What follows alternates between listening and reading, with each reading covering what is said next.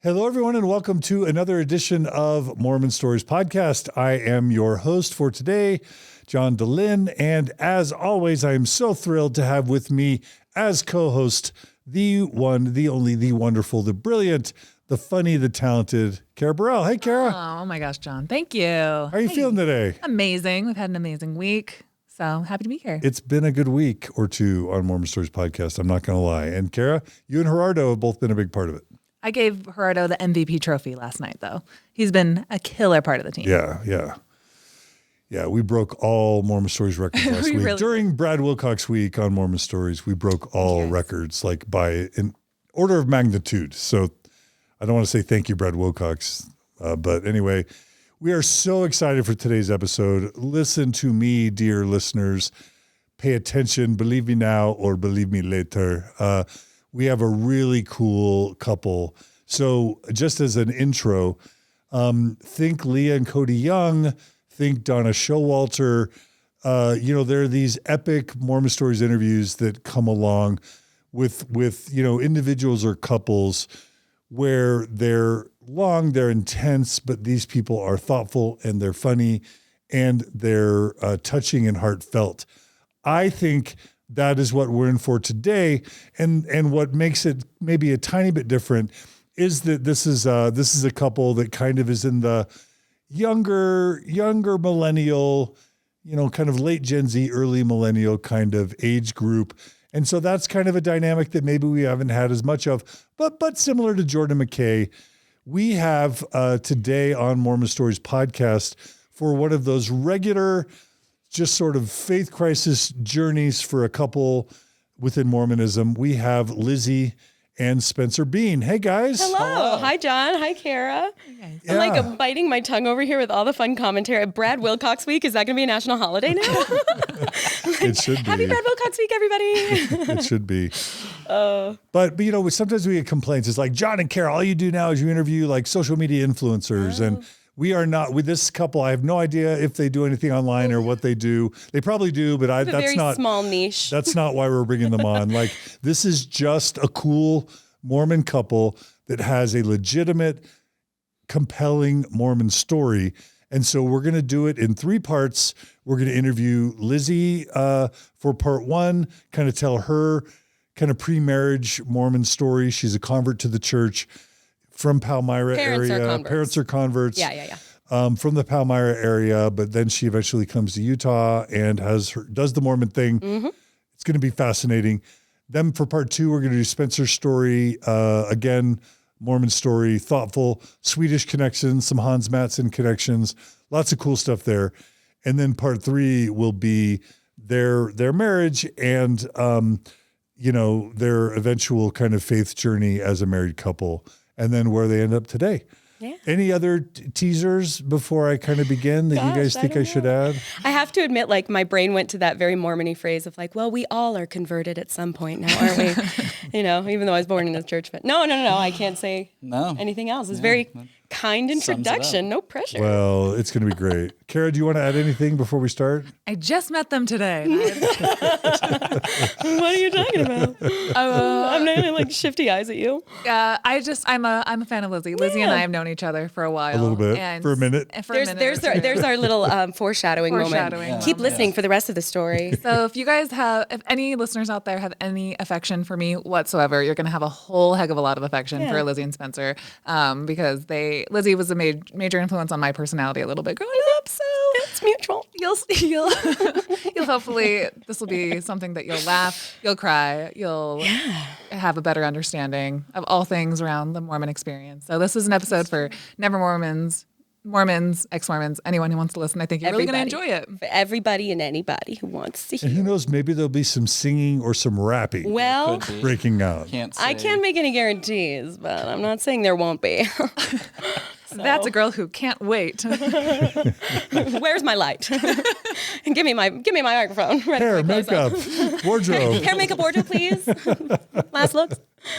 All right. And Spencer, I'm just going to have to, I don't know if this is an apology, but you're going to have to just kind of sit there and look pretty While do that. And isn't he just though? I can do that. Isn't he like with this beard? while Lizzie's telling her guy. story this time, Look and at then him, Lizzie, strapping guy. you'll have to figure out how to stay quiet when Spencer tells his That story will next be. time. Yeah. That's the issue. We'll see. Part 2. Stay tuned, everyone.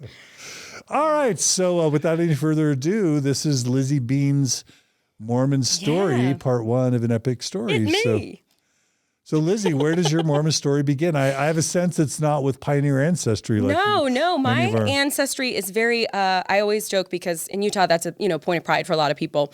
So when I moved here, and I'll get to that in a minute, everybody's got all this pioneer and Spencer's pioneer ancestry. And I always say that I have like American pioneer ancestry. My dad's side is like Polish immigrants through Ellis Island. My mom's side is, came over in the 1600s. A lot of them fought in the American Revolution, Civil War for the North. And, just really great roots. I have ancestors buried at Gettysburg. And that was always a point of pride for me and my family. So oftentimes kinda fun. Polish immigrants were Jewish. Do you know? I do know. I checked actually. There's a database. We're getting in it right away. There's a database of Holocaust victims, and my family's last name is a part of it. I don't know how we're related to him, but it's I've been told that it's Debchinsky is kind of a rare last name, and so I was googling around one day, doing the genealogy thing, and there are records of some Holocaust victims with that last name. So, yeah, not in my family. I don't have Jewish ties, but I think my greater extended family. So, kind of a melting pot of an individual, All right. genetically speaking. But yeah, so I was born in Ann Arbor, Michigan. I was born to Mormon parents. They both converted. My dad joined the church when he was like 25, and my mom joined the church when she was about 30, just before they got married. And yeah, my dad, he is a really thoughtful guy. His best friend was Mormon and had gone on a mission like in his mid-20s. And my dad actually sought the missionaries out when his friend was coming home. And he was like, so my friend's been on a mission, just like you guys. Can you tell me what this is about? And they were like, boy, can we? and they were able to answer a lot of his questions that he had, theological questions. Neither of my parents were raised super religiously. My mom had a very typical 1960s Catholic school, not fun stories as a little child. But then I remember her mother was vaguely Methodist. I didn't know my grandfather on that side, so my mom kind of comes from a broken home. And then my dad's parents were kind of vaguely Christian. I was Easter, Christmas celebration, that kind of thing. But yeah, so they both joined the church as young adults and had me and my sister. I'm the youngest of 2. And yeah, that's where my life started. Can you tell us how they met? They met in a music school. They met, my dad's a violist, my mom's a singer, and they met at the music conservatory. And they were friends for like 11 years before they dated and got married. So they really knew each other before they reconnected. 11 years? Yeah. Like they were friends all through college and kept in touch after they both kind of had their own careers. Or any of those. No, they went to the Eastman School of Music in Rochester, New York. So, which will come back into the story later. Is that a Wayne's World reference right there? Probably. Yeah. But yeah, so early childhood was in Michigan, and then we moved to Rochester, New York. My dad was... Say it again. Rochester. Rochester. Moved to Rochester. My dad was hired at Eastman after he got his PhD from Eastman Kodak? Yeah, actually, same. The Eastman School of Music. Oh, sorry. Funded by Mr. Eastman of Kodak. Oh, hired at Eastman. Yeah. School of Music. Mm-hmm. Yep. To teach. Yeah, he was in music administration. He was kind of in the. I actually don't even know exactly what his position was there, but he had studied music performance and then was in music education, and ultimately that's also how he got to Utah too. But my kind of formative years were in upstate New York. We were in the Palmyra Stake. And everybody in our ward was super involved with the Palmyra Pageant. And so we went every summer. My family did the pageant twice, 2 summers. And we were there when the Palmyra Temple was built. And it was I look back at that time in my life and it was idyllic. I had great friends. It was a very sparsely Mormon area. I remember the middle school I went to had like 1,200 kids in it, and there was only 8 Mormons. So it really helped solidify that whole idea of, members of the Church of Jesus Christ of Latter-day Saints. Don't yell at me. I would never. Did you raise your hand? I was going to ask. Question from Kara. Mm-hmm. So my dad, parents were also converts, Yes, and my dad was actually converted at the Palmyra Pageant, and he was traveling through town. Forget it. I don't know that I knew that. I knew your family has a Michigan connection, right? Yep. Yeah. I knew that. But my dad was traveling through New York as like a hippie with a long ponytail, and he's like, "What's going on here? This Palmyra Pageant?" And I've actually never really. I'm kind of stupid. I don't actually know what the Palmyra Pageant is. So since we have so many Never Mormon listeners, and also because that's a great question. I am ignorant to it. What is the because it's been discontinued, right? Yes. So what does it very look recently. like? Well, I will paint you a picture. So you sing every song. Yes. Yeah, no, that's how it starts. Which is why it's funny that motif is in the Book of Mormon musical, because that's literally music from the Hilcomore Pageant. That theme is Hilcomore Pageant music. Little insider knowledge for you Broadway fans. That's why it's funnier. So Palmyra, New York is where Joseph Smith lived. He and his family were raised. That's where the church was established. So Palmyra, for those who don't know, is upstate New York is very special to Mormons because that's where the origins of the church began. And the hill Cumorah is the hill on which Joseph was led to this hill by the angel Moroni as a young man and unearthed the golden plates from which the Book of Mormon was translated on that, from that very hill. And Mormon is a man. Some people might not know that. Book of Mormon is named after the man Mormon who compiled the Book of Mormon and buried those plates. Or did Moroni bury them? Moroni buried them. Moroni buried them. She's not even Mormon. I'm sorry. It's always very confusing. And there's a big monument on the top of the hill of the angel Moroni. It looks a lot like the ones that are on the top of the temples. And there's a visitor center there for people who, like your dad, are just hippieing their way on through with their van and their vans and their friends. The visitor center is lovely. It tells the story of the restoration of the church, which is what Joseph Smith brought Christ's church back on earth through all of this. And so the Hill Cumorah Pageant, the church has a very long culture of choirs and shows and pageantry. And the Hill Cumorah Pageant, I don't know when it started.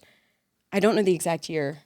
I want to say the 70s. Yeah. And what they do is it's this big, massive thing. They have a cast of like 700 people and a whole directorial team, choreographer, more on that later, fight choreographer, director, music director. It's isn't it LARPing? Kind of Mormon LARPing a little bit? Yeah. I mean, a little bit. Because you never did like Trek or anything. I was adamant to never do a Trek. I avoided 4. Your version of Trek. 4. Yeah. My version of Trek is My Name in Lights. My version of Trek is Broadway, baby. No, but also 1937 is when it premiered. Really? Holy cow. All right. I was going to say, I was eyeing your laptop over there, like I bet Google could tell us. Yeah. But what they do is it's a grand affair, and they get 700 people there. You have to apply. They like to accept families, men, women, children, and they have a work crew of young men. It's like that was a really badge of honor for kids in our ward, was to be on the work crew. It's all young men and they start 2 weeks ahead of everybody else. And they get to the hill. They set up this huge stage that's sort of built in tiers, like tiers of a cake, almost like into the hill. And it's a pageant rather than a show because there's a recording, music and words, because microphones would be a terrible thing to try to manage. And so it's just people will mouth to the words. And it was always a very special thing. They have these big auditions out on the open field because, again, it's on a hillside. So in front of that is the big open field, and they set up chairs, and people can come in mass to come watch. What are they reenacting? Reenacting stories from the Book of Mormon. So the show starts with the angels up at the top of the hill with the theme.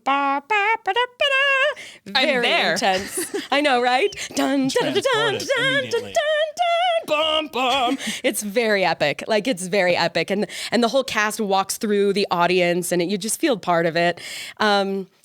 It starts with the Book of Mormon, the story of Nephi and his family in ostensibly the Middle East, and how they get to the Americas and establish Christ's church in America, and how Christ comes. And then it ends with Joseph Smith finding the plates on the hill and the prophecy of the return of Jesus Christ someday to the earth. Isn't there the big scene where Christ comes? Yeah, that's how it ends. The volcanoes and everyone's dying. Because there's destruction in that when Christ is crucified, the earth rents in anguish, and there's a big earthquake, and that was all the kids love to be part of the destruction scene because we're throwing ourselves off the tiers. And Jesus murders everyone. And well, no. like when the mattresses he people would who land murdered on? Jesus murdered everyone. Yeah. And there was, I mean, the special effects were You get, like, crazy. stunt coordinators Tons of on this Oh thing? yeah. There's Wow, okay. pyrotechnics. There's they would use mashed potato flakes as like the ash. That's like a industry like little trick. So yeah, it was really, really fun. It was Also, a fun thing to be a part of. Wouldn't the kind of racist dark skin, light skin narrative had been advanced, and wouldn't have kids come and some would dress like Lamanites and some would dress like And Nephites, and they would be yep. dressing as Native Americans, kind of in a 100%. super dark and kind of a racist way. Yeah, and talk about that just so people would. So how would the sweetly racist, Lamanite, ignorantly racist? how would the Lamanite Nephite thing be portrayed? because I was definitely raised that the Native Americans were Lamanites. Lamanites, yep. I mean, that's Meaning what? meaning that they were part of that today's Native Americans share DNA with the people that are written about in the Book of Mormon who came over from the Middle East to establish here, the Nephites and the Lamanites, meaning the people who followed the man Nephi and the people who followed his brother Laman, good versus evil kind of a thing. And that the Nephites were wiped out. This was Moroni and Mormon and all of them writing their... The white Nephites were That's white and delightsome. And actually, this is an interesting you mention by the Lamanites, by the dark dark and loathsome people who were cursed with dark skin because of their wickedness. Yeah. And what's interesting is we moved to New York in like 96, and there was this cool when the Lamanites first, so the first story is Nephi and his family, meaning his brother, and everybody's on the ship and they're coming to America, whatever. After that, the brothers sort of divert. There's Sam and Nephi, they're the good guys. Laman and Lemuel, the bad guys. And Whiners. and the first time you sort of see that the Lamanites have grown and established their own people and whatever, there was this dope dance number. Like, it was like full body chills, so cool. And I will explain why. And it was an interesting thing to see as a kid. I was so confused. And this is just an interesting tidbit. When we first started seeing the Palmyra Pageant, we didn't participate until 2000 and 2001. So I'm watching it, 97, 98, 99. They had this awesome dance number to introduce the Lamanites. And they came out in like big feather headdresses, very Aztec, very Aztec feel. Like if you imagine what those artifacts look like, it was those kinds of headdresses. It wasn't like Peter Pan style feather headdresses. It was like the Aztec influence. And the men were like bare chested, like loincloth vibe. Their women had like these cool, like shaky wrist things. And they were holding these, what are those percussion things that are covered in like the metal beads? And it's like, Maraca. yeah, it kind of like a maraca. They all kind of were holding those things. And they came out with their heads down and they would rise up and like you see just the feathers rise. And they had this super cool coordinated, like very, for lack of a better word, very tribal, it sort of felt almost like seeing Living Legends or something at BYU. And it was so impactful and fun to see. And like over the years, like they changed it. How did they handle skin color? They Like, didn't. did the ones playing the part of Lamanites just get really suntanned and had darker skin? There was no, not that I recall. It was through costumes. It was just costumes. Okay. No one was, and I don't think they made any Dark face or anything like that. there were mixed race, lots of different people, mostly white people who were participating, but I don't remember being like, oh, of course they cast, the Hispanic guys, Lamanite. Like, I don't remember anything like that. Okay. But I mean, I was 11, so I probably wasn't paying attention. But I remember being like sad that they, like, why would they change that? Like, they took that out and they gave them these like much more modest costumes that were a little more generic and kind of like earth people. And like, it was just like a lot of like burlap and like just, it was kind of a little hippie-ish. And it became just this very lovely little dance of like, well, now the Lamanites are here. It didn't feel like a, war cry, like this cool thing. And I remember, again, because my understanding was Native Americans are descendants of Lamanites. So like, why would we not tell that story? It was very confusing as a kid that they would take out that historically accurate information, right? Because that's what I was taught and knew. In air quotes. Right, historically accurate, because based on what I was taught. So yeah, that was an interesting thing to see change over time. And your theory for why they made that change might be what? Oh, that it was really offensive. To Native Americans, to anyone in South America, to anyone who looks at DNA evidence and sees that there isn't a connection between Native Americans and Middle Eastern immigrants, I guess. I don't know what you would call the story of Nephi. People who come from the Middle East, it's just not the same. It's an Asian DNA correlation. And anyway, so it's interesting to see how that sort of started to peter out without any kind of explanation. And yeah, there never was. But it brought people from far and away, far and wide. People would vacation destination here. And families, Mormon families, it would be like what they did in the summer. How many weeks would they come for? 2 full weeks. And you get there early in the morning, and there was a morning devotional, afternoon devotional, evening devotional. The first week was like casting and rehearsal, and then the show ran for a week. And I had some really great memories. You were kind of divided by the couples would go to like adult groups activities, and they would help build props and fix sets. They kind of had tasks to do. The kids went to more or less glorified girls camp or activity days. We'd have little counselors, and they would give us activities. I remember making poi balls. One of my leaders was Polynesian descent, and she taught us how to use poi balls during it. It was, it was fun. I made friends, but I definitely had some spiritual experiences. I love doing that with my family. It was so fun. Some of my fondest memories of childhood was driving the 20-minute drive to Palmyra to go do pageant, getting up early in the morning. It was like this thing, we were all in it together, and it was hard, and we were tired, but we did it anyway. I remember wanting, you're supposed to go out half an hour before the show to proselyte, to talk to people in the audience and to share the gospel, and you'd have little pamphlets and little stickers, things you could give out. And I hated it. Oh, I hated it. It was so awkward. I always felt awkward about it and wanted to like it. I remember wanting, I knew even at age 10 and 11 that I should want to bring people into the fold, but I just don't like talking about it. It's awkward, and I'm in this funny costume, and I liked wearing a wig. I had a blonde wig my first year, which made me feel very legit. But weren't there always anti-Mormon protesters at the event? Oh, yeah. We remember fully making fun of the guy who built his own cross and was pretending to be Jesus across the street and with a megaphone, and his cross was on wheels. Who would waste their time doing that? I definitely anti. Who would waste their time doing that when you have 700 plus people across the street doing a massive pageant for 2 weeks? I guess we all do things that we believe in that are important to us on some level. I'll just say I attended the Hill Cumorah. I grew up in Texas. Okay. I didn't, my family never participated in this because divorce and too far away and whatever. But I remember attending off my mission, age 21, 22, around 1990, 1991. Okay. It was a really spiritual experience for me. Yeah. And I felt it was special. I was moved. I was proud of my culture. It looked like a blast.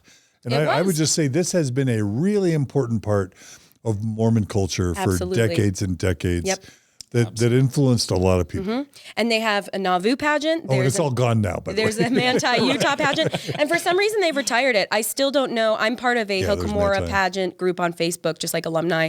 People are heartbroken. And there's kind of, not that I've seen, I haven't been super plugged into it, but I don't think there's been any really good explanation other than just we're not going to be doing that anymore. It's, I wonder why, it's probably expensive. You get a lot of backlash. There's a lot. I don't think it's money. I don't think that's why that's true. Good point. Well, do you have a theory? Because I'm happy to advance a theory, but. Well, my theory is that it's just like they sort of subtly phased out the Aztec references in the show, that now they're sort of subtly phasing out all the shows altogether, because it's probably getting harder and harder to stick to their guns about the stories and the accuracy and the historical aspect of it. I think is probably one of the that's what I would say is, if they're trying to the complete lack of archaeological evidence that anything even happened on that hill. Want to soften all the historical. I don't mean to sound skeptical or anything but it's true. I mean, there just simply isn't. So I don't know. What's your theory, John? Yeah, I mean, it's super racist. Oh, by the way, it's based on the mound builder myth, which predated Joseph Smith by a couple hundred years, that certainly dark people could never have made incredible ruins because they're too uneducated and uncivilized.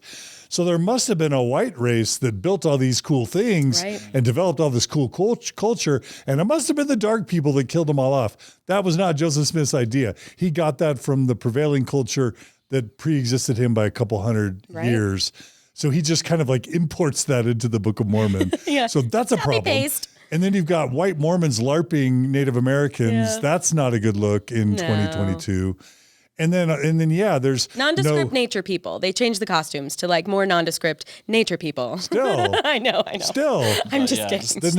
You can't run away from the actual text of the Book of Mormon. And that's why I say I think it's like they're just, this is a quiet exit out the back door to avoid what I think they know could be a real PR nightmare. And to your point, Spencer, no DNA evidence contradicts the Book of Mormon narrative. Archaeological evidence, there's none to support it. Linguistic evidence, all the evidence, all the anachronisms in the Book of Mormon.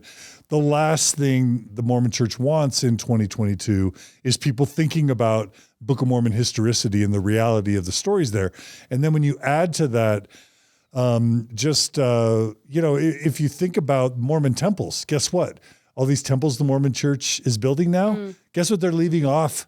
New modern Mormon temple designs. Can you guys guess? Do they not have an angel Moroni? They have removed angel Moroni. Forget it. From if you look at the Orem temple that's being built, guess what?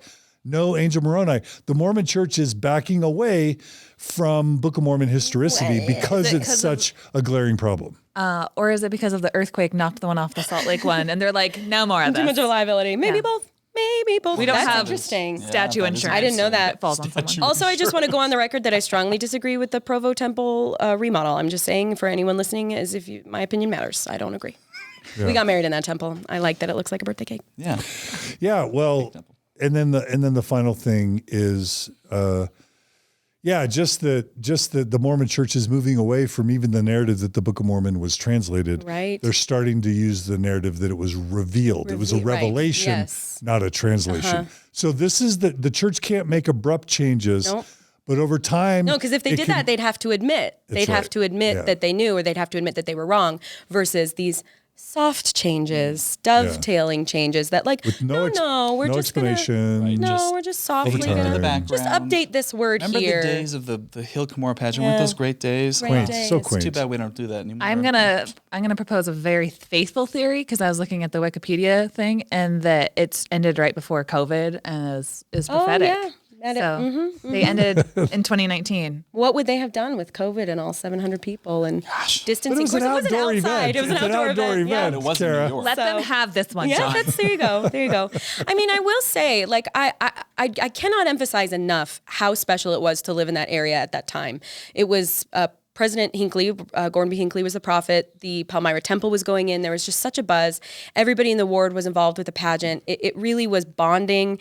I had some great truly spiritual experiences there. And it was the first time that I experienced Mormonism on like a massive scale instead of just being one of 8 kids in my, middle school.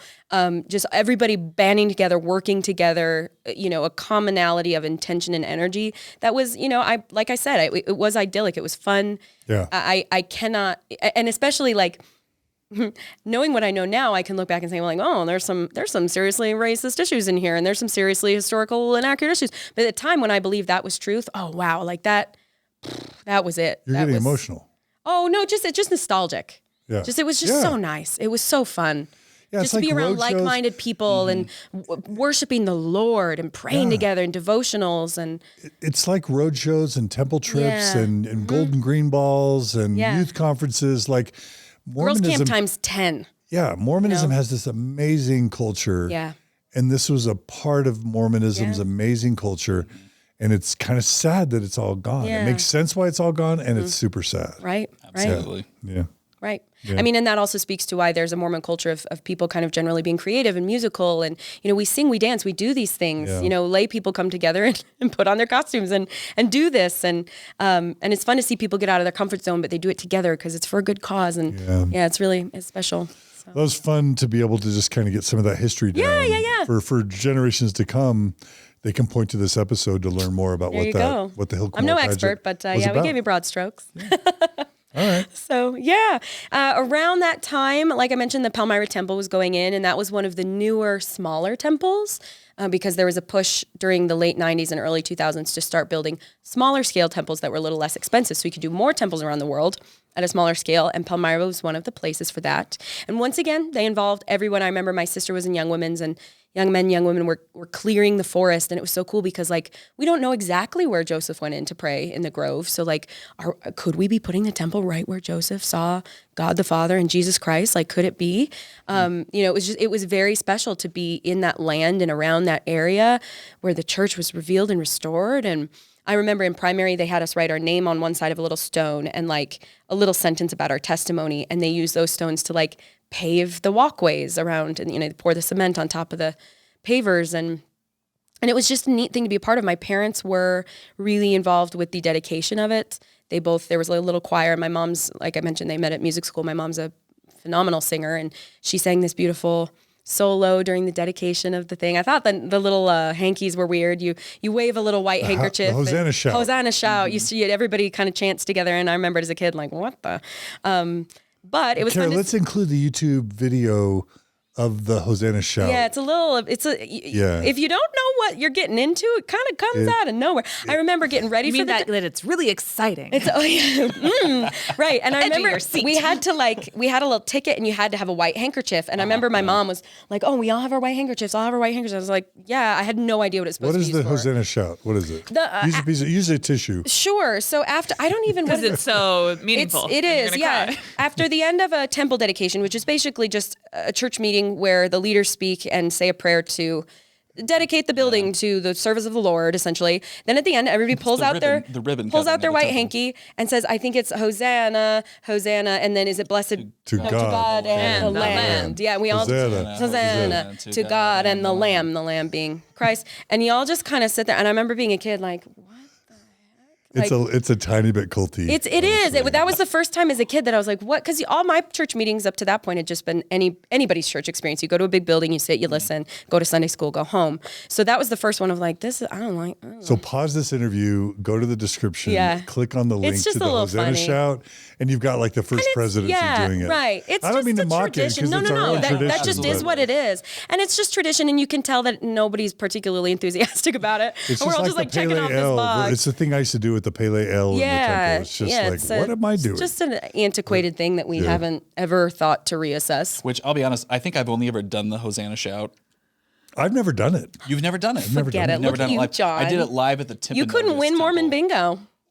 Growing up in Texas...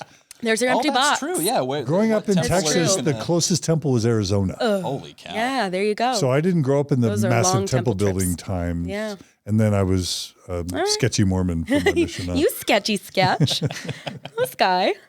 So that was fun. I remember my parents really enjoyed that. My mom was part of the Sacred Relief Society. They prepared the meal for the first presidency.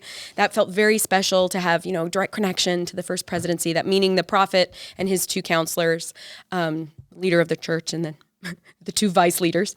Again, it was just really special. I do remember I got baptized in that ward, and I always joke that maybe the reason I've ultimately apostatized into heathenism, as many might perceive that I have done, is because I had broken my arm just a few weeks before I got baptized. And so I got baptized with my full arm cast wrapped in a white trash bag. So technically not all of my skin touched the water. Some of it was, I did get fully immersed. That was what the bishop said was enough. Like, I got fully immersed, but I didn't get fully wet. So I don't know. Maybe we just did it wrong. But yeah, in my little baptism picture, my dad baptized me. It was lovely. It was special. Again, I can't. Did he confirm you too? Mm-hmm, yeah. It was lovely. It was lovely. I have no complaints, nothing but good memories of being a child in Mormonism. I was never, especially in that ward. That was just such a close-knit ward. How were you different? And you mentioned that you didn't have a lot of Mormons growing up around your school. So how did your interactions with your friends, people who had different beliefs, how did you reconcile everything? Really great question, Kara. Very thoughtful. Thank you. No, it is a good question because it helped me solidify that whole thing. Mormons really have this like dare to be different mentality where you're special, you're different, and we stand for truth and righteousness.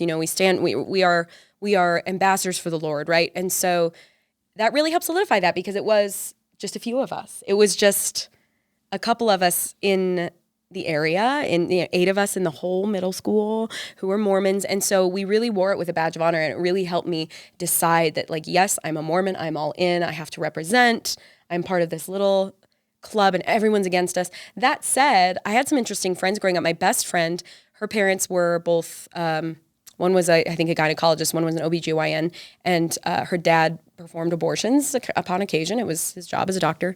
And this was at a time when things were really volatile in upstate New York. An hour away in Buffalo, a doctor had been shot in his home through the window because he was an abortion doctor. Like, there's just a lot of antagonism around that subject at that time. So I remember my parents sitting down with me and said, look, I've talked with Julia's mom. If you ever come home from school and there's like protesters outside their house, just walk to our house. Pretend like she's your sister or your friend. Don't let them know she lives there, and just come straight here, and we will keep her safe, until the police can come and help figure things out. So my parents were very like, I don't want to say they were like chill with it, but like there was no us versus them as far as like beliefs were concerned. I mean, this was my best friend. She was proudly an atheist as a child. And my other friend groups, my friend Deboki was a practicing Hindu, and my friend Hannah was a practicing Jew. Like, her whole family was Jewish. And so I had a wide array of religious influence at the time, which I don't know how that influenced me. I think, because we know the truth, right? And so I was able to see that these were good people and these were my friends, and they had like crumbs of the truth. They had pieces, just not the full puzzle. That's always kind of the basically Mormon. Half the piano. They had half the piano. Right, they'd have the piano, right. So they could play chopsticks. Mm-hmm. Yeah. But we can play Beethoven concert piano. Did you have judgment for those friends? Any judgment? I don't remember. I remember being eager to like share it with them. If like my friend Hannah's sister asked about Mormonism once, and I was telling her about like Joseph and the two beings he saw in the woods, and we were making dinner, and she held up green beans, and she's like, 2 beans? And I was like, but it, I like to share it when I could, because I liked the idea of being one of those like member missionaries who like brings your friend to church and they convert and like you change their life forever for the better. Like, that was a very exciting prospect, but I don't remember thinking any less of them. I don't remember being like, oh, like, well, she's a Catholic, so like it never was like that I recall. So did you ever have, like, I'm assuming you must have had a strong testimony in your ward there. Did you have like any shelf items pile up as a child? That's a really good question. I did. The hot goss of our ward was for those who don't know what hot goss is. It's hot gossip. I'm abbreviating them for the purpose of being obnoxious. So the hot goss, there was I don't know if anybody is going to listen to this who knows me specifically. So unfortunately, I will be vague. There were 2 people in our ward who had an affair with each other, and it kind of like rocked the ward. Two a male leader and a female leader, and and it was like, whoa. And like leaders. Like, one was in young men's, one was in primary, and like, that really, that was hard. And then as a young kid, we had this young couple who would come over and play card games and stuff. They separated and divorced. And I remember that happened when I was old enough, so maybe like 9, 10, or 11, where my parents mentioned that like, well, he, she found that he had, in this, late 90s, he had a floppy disk with some pornography on it. And she found that, and so they are on the rocks, and so I remember those lessons of like, I remember those lessons of like, actions have consequences being said in really young, and those things kind of rocking my world, and people that I looked up to. How could they be so fallible when we have the truthfulness of the gospel? That was really hard for me as a kid. I also it was a little hard for me. We were the only Mormons in my family. Like I mentioned, both my parents were converts. So I come from a really small family. My dad only has one sister. She and her kids and husband were not religious. And my mom's brother and sister, not religious. And so it was always this understood. And I think, we'll get to it in your story too, but I know you had non-member family. And yeah. And we both had this thing where your parents tell you like, oh, Aunt so-and-so, we love her. There's nothing wrong with her. She may smoke. She might drink. My one aunt always has a glass of wine with dinner. And I always had judgment for that. Like, even though my parents told me like, oh no, we love them. They're not wrong. They're not bad. The church told me they were wrong. The church told me they were bad. The church told me that alcohol is a sin. So if I have an aunt who's sitting here drinking wine with dinner, like, then she's a sinner. Actively sinning. And I think that's interesting that you had judgment for like the actions of people who were drinking or smoking, but not for like your friends who were different religions or different faiths or anything like that. Yeah, that is interesting. Yeah, I've never picked that apart. But yeah, it was hard to be the only members in the family. I could definitely feel that like our family is always really gracious about it. Would you guys want to say a prayer before dinner? Or like, I know that's something you guys do. Do you want, they was really respectful. Cause I always, watch their language. I always like to think that, even young, I was aware that there were kind of weird Mormons and that we weren't like weird ones. Like we were cool Mormons, that we didn't make it weird for other people, that we were faithful. Like we would maybe take a moment of quiet time before a meal out and about, but we wouldn't like fully sit down and pray in a restaurant, but we would just sort of say a silent prayer to ourselves over to bless our food before we ate, like it wasn't, we didn't try to make it in everybody's faces. So that was also hard for me, was that none of my family was, so it felt like I couldn't connect with them on that level, and that they maybe didn't understand, or maybe I was better than them, or maybe not even that I was better than them, but more that they were worse off than us. And if only they knew, if only they had the truth, they could be making better choices too. And why don't they see the example of me and my sister and my parents? Why wouldn't they want to join us? Like that was hard. That was hard as a kid. Yeah. I think there's this really interesting theme, because I think we're similar. Both of our parents were converts, and they're like all of our extended family. We just feel like we're plunked into Mormonism, because we're just kind of like a fish out of water in terms of our whole family viewing us as the weird ones, and we're viewing them as the sinners over doing something that's completely normal. Totally normal. Like drinking coffee. Right. Yes. My grandma drank coffee every day.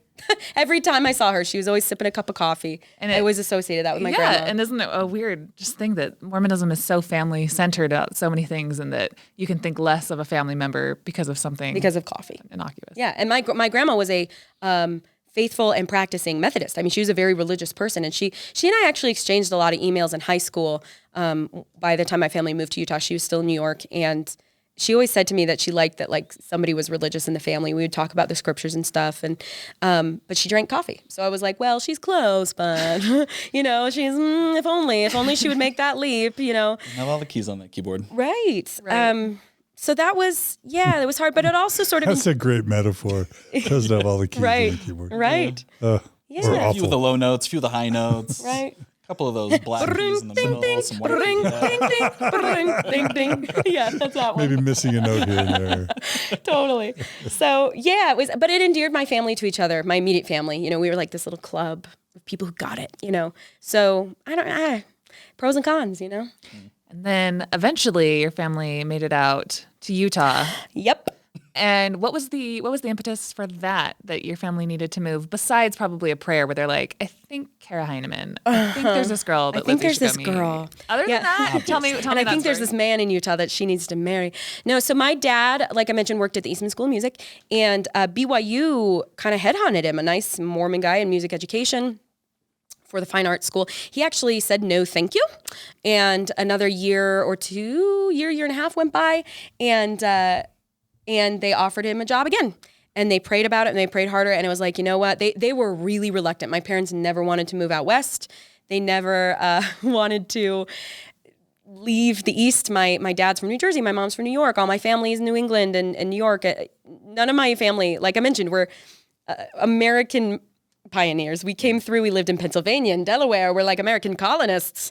Like, what's on the other side of the Mississippi? Who cares? Like, that was my family, And so they really didn't want to move out west. It was just a cultural, like, no, don't make us move to Utah.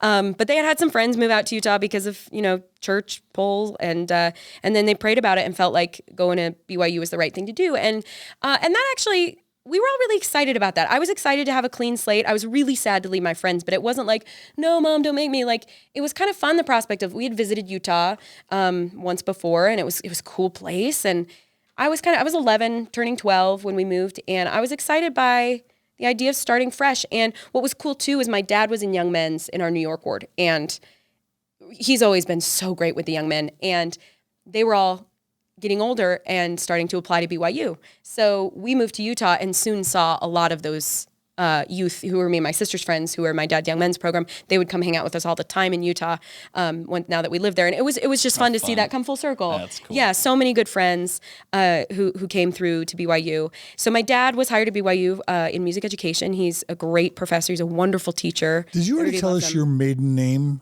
Yeah. It's Debczynski, Polish. Okay, you mentioned that, but I wasn't sure if that was your mom's side or dad's side. Yeah, dad.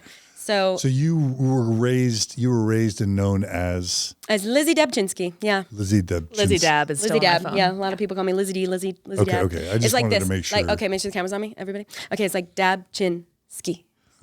You'll never miss it. Dabchinsky. Wait, did you say dab? Oh yeah, we could do that now. You could do the dab. Dab. Actually, that's probably way more. It's probably accurate way these more, days. for the youths. But yeah. It's the target demo. Right, Younger and younger. Listen from now up, you on. kids.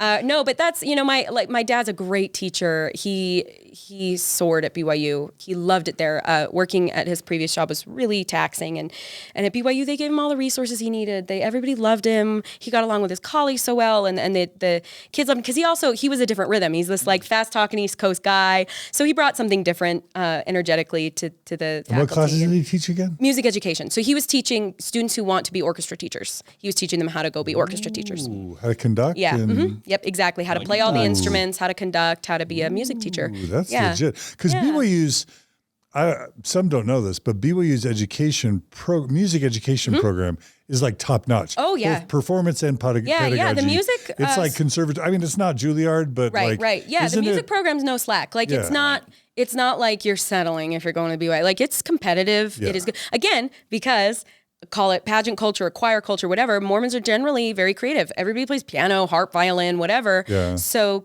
kids want to go do that in music school. And so it sort of by nature becomes a competitive landscape where people are really honing their skills. And it's a very quality program. It's a part of our culture I'm proud of still. Oh, totally. Still. Yeah, the musicianship, the music, the singing. I dated There's a nothing girl, like Motab Christmas album. I mean, Exactly.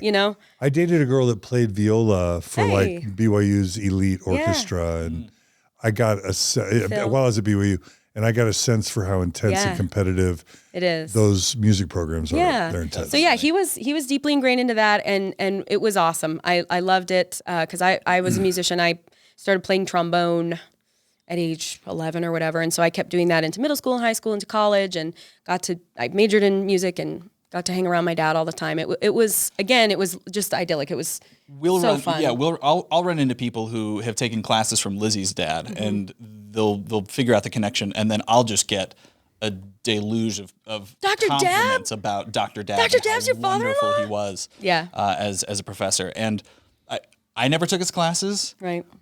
But man, he is so funny. Yeah. Should that be Your the dad's title great. of this episode? Dr. Dab's daughter speaks out. Oh gosh, no.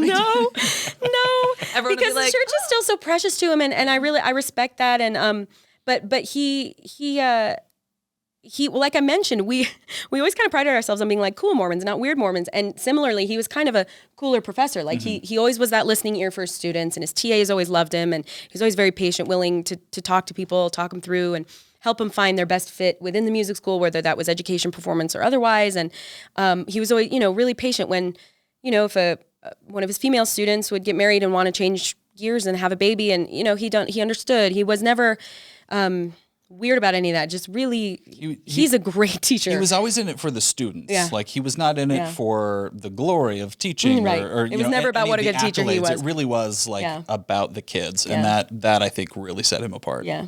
And that was like something I absorbed, just by proxy watching how he was. And so when we moved, that's a really long answer to why we moved to Utah. BYU headhunted my dad, and we came on out here. I was in 7th grade, and Utah was a culture shock, to say the least. I came from this very small group of Mormon kids. We're all like in it to win it. We're like fighting for our faith, dare to be different. And I come to Utah where everyone is Mormon. And I was so excited to be surrounded by Mormons. But what I realized very quickly is just like in upstate New York, where you have cultural Catholics, you have cultural Jewish people, everybody's kind of, some people are practicing, but some people are sort of just culturally Catholic, whatever. Those kids are the ones who are bullying you at school. And those kids are the ones who are kind of rude. And it was always not the Mormon kids, because there's only 8 of us and we were spectacular. But when we moved to Utah, and you have your active Mormons, yes, but you also have kind of your cultural Mormons. And you have your apathetic young men who are Mormon because their dad's like in the bishopric, but they don't really care. And they're the ones being idiots at school and then passing me the sacrament on Sunday. That was like, And when you say being idiots, for our non-Mormons, what do you mean by kicking that? lockers, just like kid stuff, kid bully stuff, talking back to the teacher, causing a scene in the assemblies. Like you're Okay. yeah. I'm probably being. You don't mean drinking and sleeping around. Not necessarily. I mean, because I started not yet. I was going to say in 7th grade, not yet. Okay. But Centennial Middle School degenerates. just stealing from the from the vending machines. Vending machines, stealing from Lost and Found, I remember. Just kids being stupid, just being dumb kids. But again, those were the ones passing me the sacrament on Sunday. And I was like, I'm sorry, is there not worthiness tied to this task? Like it really could not compute.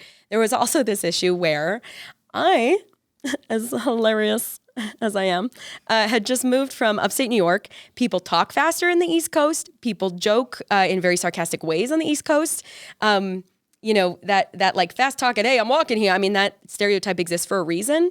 So I moved to Utah and I'm like, I'm Lizzy, and I'm being sarcastic. And I mean, everybody just thought I was mean. So I didn't have any friends. I ate alone for like the first semester. Because there's this passive aggressive Utah culture that's almost toxic nice. Yeah. And so just like direct, honest, East Coast kind assertive. Of discourse, assertive, bold, confident, honest is processed in Utah as offensiveness and rudeness. Right. Yeah. Right? Assertiveness is aggression, or honesty is being rude, or even just putting up a boundary and saying like, no, thank you is perceived as like a personal slight. Oh, that's like a offensive. So I learned real quick and I just retreated in my shell. And I was able to play that game until I met my one true friend, Kara Heineman. I was about to say, I was like, until I had a breath of fresh air. Because I was similarly in that way. I don't think people thought I was rude. I think they just thought I was like ditzy. Like wacky. Or like annoying. And then I meet Lizzy in Utah Studies class in 7th grade. Yeah. And she had a rainbow belt on the first day I met her. And I was like, this girl. And you had a Michael Jackson belt. And I had a Michael Jackson belt. We could be friends. And I was like, we have a belt synergy here. Yeah, belt synergy. And then, with that, so Kara was my friend. And you were playing saxophone. I was playing trombone. We were both in the band together, and we proceeded to perform in the Centennial Middle School talent shows together. We memorized and performed Ice Ice Baby lyric for lyric, coordinated a Michael Jackson dance. We did the another night, another dream, but away. We did that song, matching with Paige with our like swishy pants. Yeah. We had a fun time. Middle school was really fun. Middle school was a fun time. We had some good times. Yeah. And Lizzy starred in the play. Oh, Our Miss Brooks. Our Miss Brooks. Is that it? Yeah. So Lizzy was just kind of a superstar. She moved in, and I never saw you as somebody who, like, there was anything you couldn't do, or you were self-conscious about anything. That's so nice. It's like Lizzy, because that's the definition of middle school, is just like perma self-consciousness. Right. No, it was like, move in, you're the best person in band. Move in, you're the best person in drama. Move in, you're the best at everything. And I'm just like, that's my friend. You're so nice. Well, that honestly, it's interesting you say that, because your perception of being the best at it is very kind, but it also speaks to there was some weird, like I said, the cultural Mormonism thing had a hard time computing with me at first. Similarly, upstate New York schools are kind of known for being some of the best in the country. So I actually remember being really annoyed because everything I learned in 7th grade, I had already learned in 6th grade. So like when I first came to Utah, I did kind of breeze through everything because like I'd already learned it. I was just repeating information. And so I sort of had this perception that like Utah was behind, which was just educational privilege, and I didn't know it at the time, but that colored my perspective. And kids didn't try as hard. There wasn't a culture of like, I came from a very high achieving area, good grades for everyone, but like, school was school here. We were in a great ward. For the most part, the young women's program was really hard. I had a lot of like, what you might call like the popular kids in my ward. Yeah. And we were at a very popular girl steak. Our steak was a popular girl steak. Yeah. We were in different wards growing up, but the same steak. And I was like, I'm glad I'm not in her ward. Yeah. I mean, like, there's nice girls too, but And nothing against them, but it's just kind of that stereotype of like, just kind of your more affluent, more, they were already getting their hair dyed in middle school and like using makeup. And I feel like I was in a more working class ward, and you were in like a very plastic surgery ward. Quite literally. Yeah. And that was really hard for me because again, I came from this like high achieving, good grades, old American area of being in New York where there's respect for your elders and there's this kind of stuff. And when I moved to New York, they didn't want me to call them sister so-and-so or brother so-and-so. It was like Tiffany and Kimberly. And like my leaders, I was calling by their first name. And that was like, what? Like, are you my friend or are you my leader? And then they were hotter than the young women, which was like, and I already was like this like stocky Polish, like East Coast brunette coming in Brash. like, hey guys, want to be friends? Utah brash. I should say Utah brash. Yeah, Not Utah brash. Utah Just like brash. I'm very mild by a lot of standards. But That was a perfect I'm Lizzy. impersonation. That's literally she's exaggerating, but she's also not. Right. Like that is Lizzy was very, especially shorter than everyone else growing up and stuff. So it's like, hey guys, want to be friends? Hey, I'm Lizzy. I'm Lizzy Dad. I like trombone, but I Like the trombone didn't help. right, it really didn't help. Like of all the instruments. So and I move into this ward with girls who are like cheerleaders and like maybe play the harp and like maybe the violin, but like trombone and like and their moms were all super hot and I had to call them Kimberly and so it was like not only was I competing with my peers, but I was competing with my leaders. Moms. And also then that's when I was first immersed. Like all my activities back in New York was like I learned how to cross stitch. You know, we did fun activities. We would do service projects. We were putting up the Palmyra Temple. It was all very like servicey and like skills and fun times. And then I moved to Utah and all my activities are like I made 2 engagement capsules in Young Women's. One when I was like 13 and one when I was like 15. You get a little paint can, like an empty paint can, and you go through wedding magazines and you cut out things that inspire you that you want for your wedding. Did you do this, Kara? And then you keep them like in your closet or whatever. Do you have one so that buried when you somewhere get in a engaged, backyard? you can pull it out and have like inspiration and see how close you were to like who your dream guy was. And we'd write a letter to your like future husband and like tuck it in. I made 2 of these things when I was 13.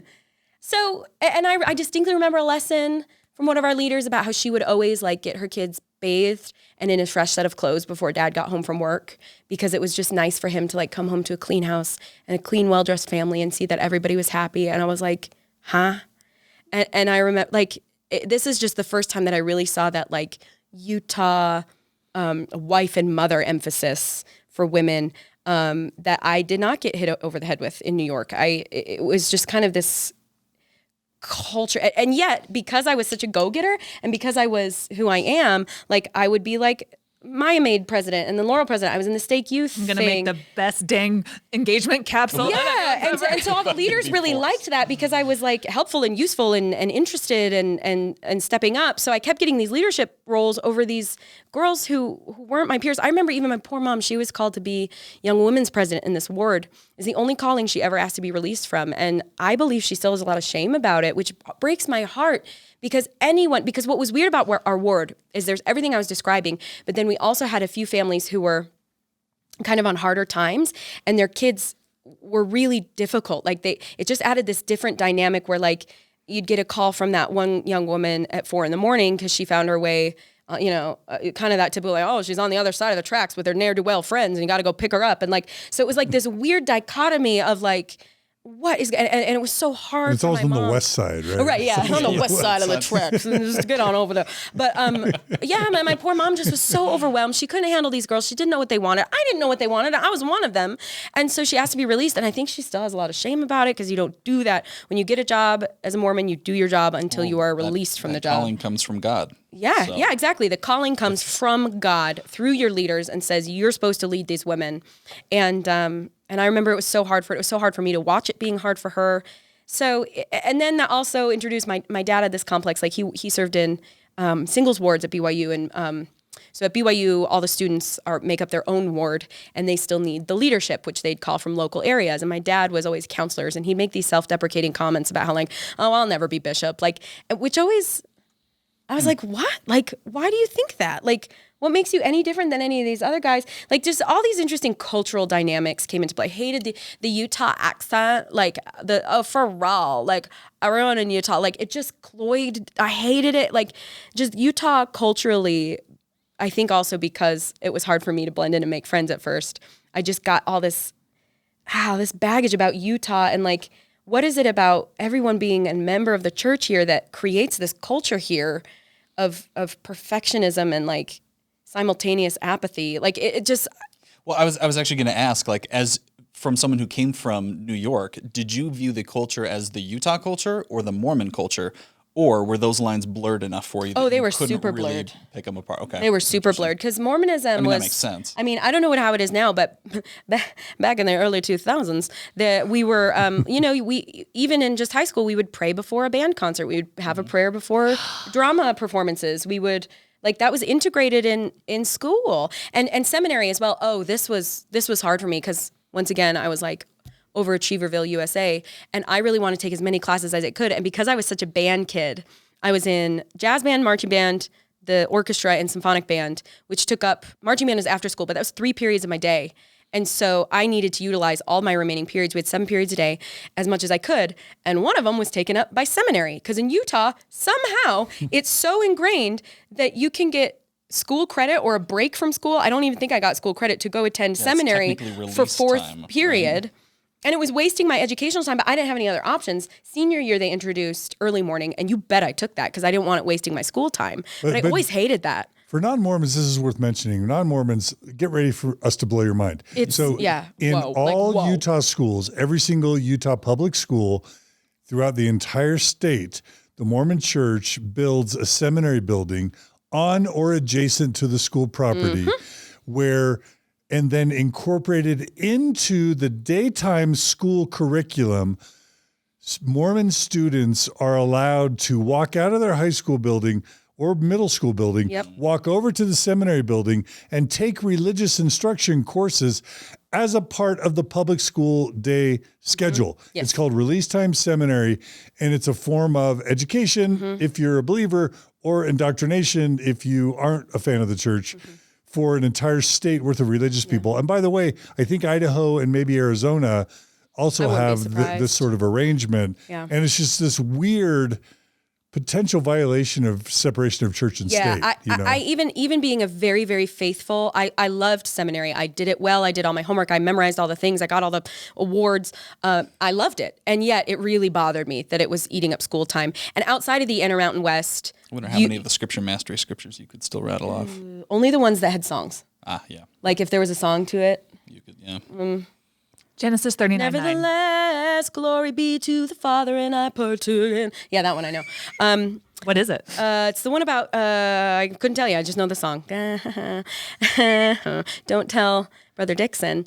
But what I was going to say is outside of the Intermountain West, seminary is still expected and required of youth, high school age youth. They just have to go to church early in the morning before school at like 5 a.m. or 6 a.m. in some areas. And then they go to high school. And that's actually what I would have preferred. And I did do that my senior year. They started offering early morning seminary. I only fell asleep once, and it's the only class I ever fell asleep in. Wow. Proud to say. But I remember we had seminary together. We had seminary together 3 times. Yeah. That's a weird thing to have with one of your friends. Bro Fletcher, I think together, Brother Fletcher, and blonde. The blonde woman? Oh, yes. Oh, yes. Yes, and then the blonde guy. It doesn't matter. It doesn't matter. Yeah, I'm like memory lane. This it really is like doesn't matter. high school girl. I know, high school girl time. But I remember. Okay. Well, I was just gonna say, because it's an interesting thing, like that dynamic again, because it's taking up part of your class time. There is sort of this. It's not that you're disrespectful of it, but it's just like, well, it's seminary. It's different, and when you're in there with your friends, like you treat it different. Like it again, like Spencer kind of mentioned, it blurs these lines of church and state. It blurs these lines of Utah versus Mormonism. It just makes things very confusing. Yeah, I was going to ask, because you mentioned Lizzy was a drum major in high school. And drum major for the marching band. Yeah. And it is a weird line that's blurred because we're in Provo, Utah, at Timpview High School. And I was in marching band up until every single performance, everything was all centered around saying prayers. And it was very intertwined with the church, because I think it was just an understanding. Yeah. Just everyone's a Mormon. Yeah. So you just say a prayer before your performance. It'd be weird not to. It was not. And again, I want to emphasize how like not malicious this was. Like it wasn't like the leader being like, yeah, we're going to get all these kids to pray and convert to Mormonism. No, just everyone was a Mormon, and everybody would have been praying on their own anyway, because like that's, you pray for God to like support you and help you in what you're doing.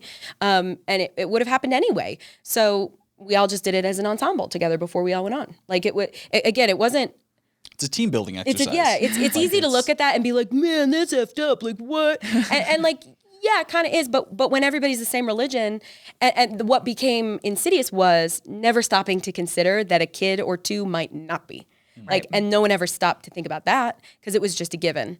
And I would say the longer we were in high school, the more that became like, I vaguely recall maybe the drama department, instead of doing a prayer before, we would just have like a moment of silence, where if kids wanted to pray on their own, they could. Like there was gradually a shift, but yeah, those lines of church and state were real messvilles. It was Messvilles. Messvilles, USA. All right. Well, we know every Mormon Stories interview, Yes. we have to get into like teen shame, like any kind of repentance process. baby. How do you viewed yourself, maybe your body, your sexuality, anything that you want to go into in that area, or maybe not. Well, how much time do we have? It's only Mormon Stories. We got as So, long as you want. as previously discussed, I was not of the aesthetic standard that one might associate with the rest of the girls of my ward. I definitely was on the shorter, squattier side of actually this isn't just. There are reasons for this. When Utah was established, Mormon pioneers came, from Nauvoo.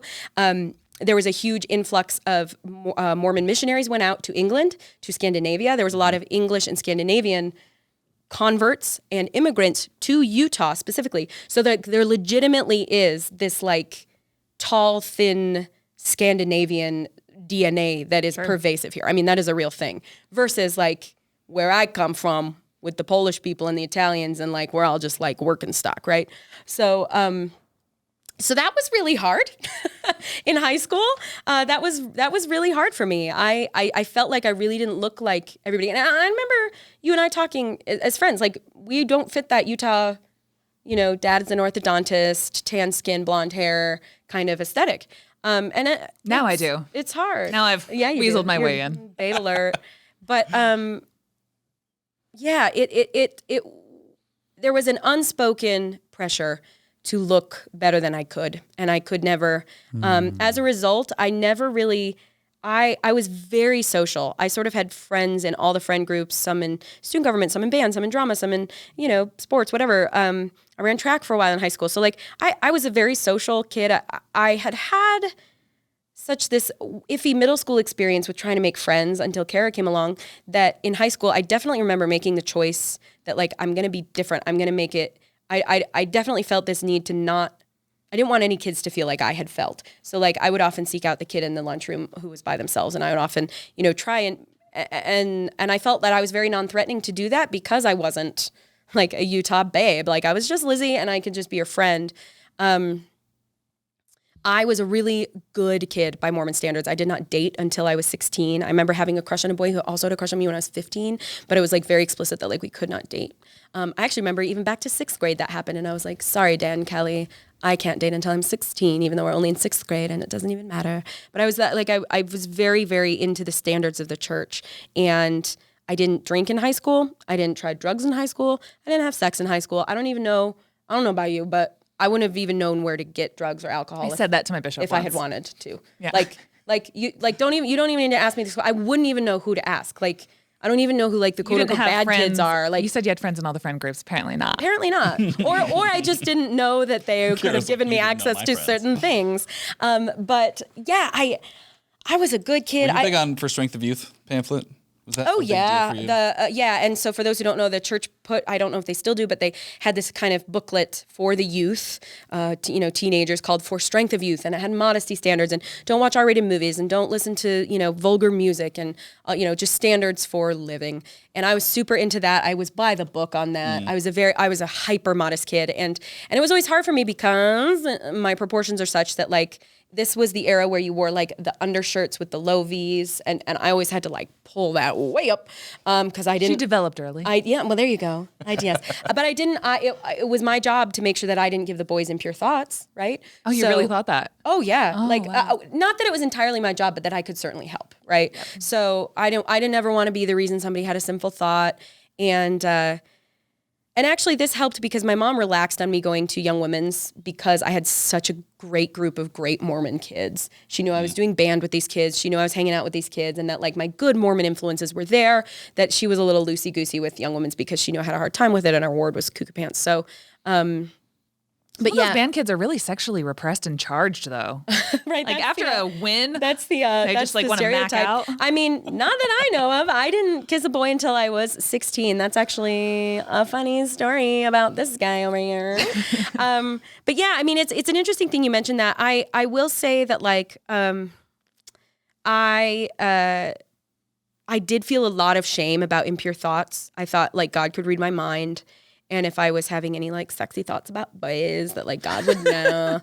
And We used to have this inside joke. Sorry, they'll just be teen girls for a second. We used to always call boys a boys. But that's true because like you're a teenager. You were a teenager in high school. You're going to dances. Like you're thinking about boys all the time. And if it ever got more than just like who I had a crush on, like, woo, I would feel so guilty. But then I also knew that in my ward, I was perceived as like this good kid. So I didn't even think I could talk to my bishop sometimes about my impure thoughts because I didn't want that to like revoke my calling of being like a leader in the, young women's. It was a mind game. There was a lot. I mean, overall, I was a really good kid. I was always really good about curfew. I never really got grounded. I kind of met my parents' expectations regarding like grades and stuff. So as far as like family shame, I didn't deal with that a whole lot. But body shame for sure. I hated my body for until like 3 years ago, maybe 5 years ago is the first time I started to actually like realize that like, oh, my body is a gift. I love my body. So my whole life, body shame, just my size, my shape, my fluctuating size, I remember diet after diet after diet to try and fit in, to try and wear the same kinds of, I had an Abercrombie and Fitch ward. So like I wanted to wear the Abercrombie and Fitch, like the kids in my ward. And like, I couldn't fit into those sizes. And, who can, by the way, but anyway, so tons of body shame, tons. And I'm glad you brought that up because and it's funny, I internalized it. I didn't think it was a problem at the time. I just thought I was a problem. So I didn't see it as like, oh, the church is rewarding good behavior with sugary treats right and left. Or, oh, look, my leaders have had plastic surgery and their daughters look like Barbies. Or, oh, look, like that never occurred to me that might be the problem. All I knew is that I wasn't that, and that was wrong because we're in Utah, the hub of Mormonism. And if that's what's happening here, then I must be the issue. Is there anything related to that? Because so much of Mormon upbringing has to do with like being desirable enough to land a spouse. Mm-hmm.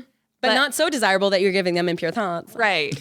Right. Yeah. That's the catch-22. Did you feel like you had to fit that mold as well? That like no one would marry you, or like yeah, you still had like you're still you're just as cute as a button as you are right now. Thanks. No, but and it's eventually I realized like I kind of like grew into myself when I be like 16, 17, 15, around there. It was like, oh, like I'm a person. I'm no longer like this awkward kid who, for whatever reason, double chin smiles all the time. Like I definitely could see that I was like coming into myself as like a young woman. And I knew that like personality wise, intellect wise, like I had a lot to offer a potential partner. And, but what's funny is I would always laugh, like so many of the young women in my ward, their goal was wife and mother, wife and mother, wife and mother. And that's, for those who might not know, a huge emphasis in the church is like females, regardless of their interests or skill sets, their number one purpose in life, the best way they can fulfill their womanhood to God is to get married and be a good wife and have children and be a good mother. And that always made me uncomfortable. I don't know why. To this day, I can't identify like a core memory where like, yeah, that got triggered. No, I remember always kind of rolling my eyes in these lessons in young women's and being like, I guess that's for everybody. Now, I will say my parents got married. My mom was 30 when they got married instead of 19, like a Mormon child bride. Like and I can make that joke because I was one, but like no judgment because it's what I did. High five. We'll get there. But my mom got married when she was 30. So I always sort of idolized this idea, especially because I was a musician. I was playing jazz. I was singing, that I would get my degree and I would move to New York and I would be a musician and have this great career, maybe be a producer. And then, meet my guy and settle down when I'm like 30. That was always kind of my goal. It's not very Mormon. Right. It wasn't very Mormon and people kind of didn't understand it. And they would be like, so how many kids do you want? And I remember just laughing. A, that we were having this conversation in high school, and B, like, that's not even on my radar. Like, I don't know. That's a conversation for me and my husband 12 years from now. Like, so... Lizzy was always smarter than everyone in high school. I don't know about smarter, but definitely opinionated. But I definitely didn't want that. I didn't want to just give everything up and be a wife and mother. And that was never going to be part of my plan. When I was 16 years old, I met Spencer Bean. We both were involved in the local community theater scene, which is very rich in Utah. Again, reference music culture, pageant culture, all of this. Rich performing arts scene here. If you listen to the Austin Archer episode of Mormon Stories, he goes into great detail about this, so go back and listen. But it's true. There's a great performing culture in Utah.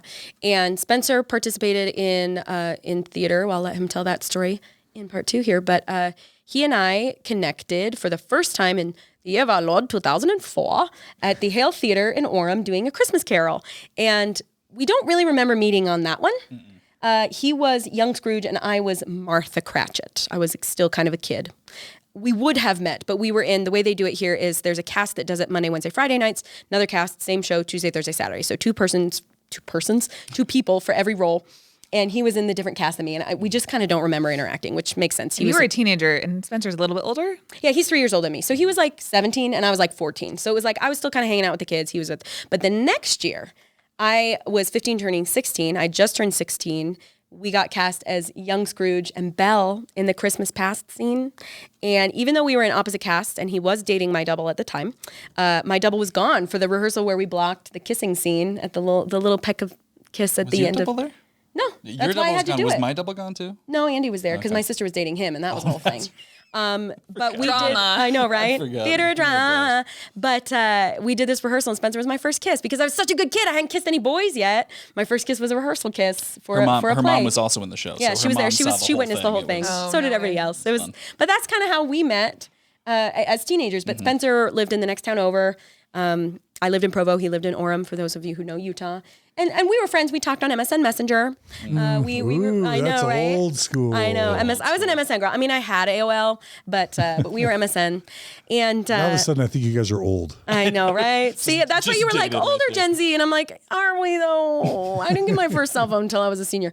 But yeah, Facebook came out when I graduated. But that's when we met, and we kind of stayed in touch. You were my sister's age. You guys were friends. You went on a couple dates as youngins.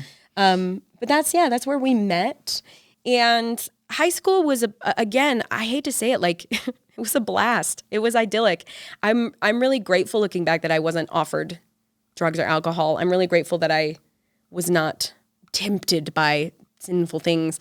It was just fun. We played games, we hung out, we watched movies, we did band tours, and I played in the all-state bands and orchestras. Everything was music all the time. I was doing shows at the Hale Theater. It was so much fun. I was in the zone in high school. I'm one of those weirdos who was like, I mean, if I had to do it again, sure, I'd do it again. I mean, not my first choice, but like it'd be fun. Because it was a good time. I loved seminary. I loved all of it, even though it was during the school day.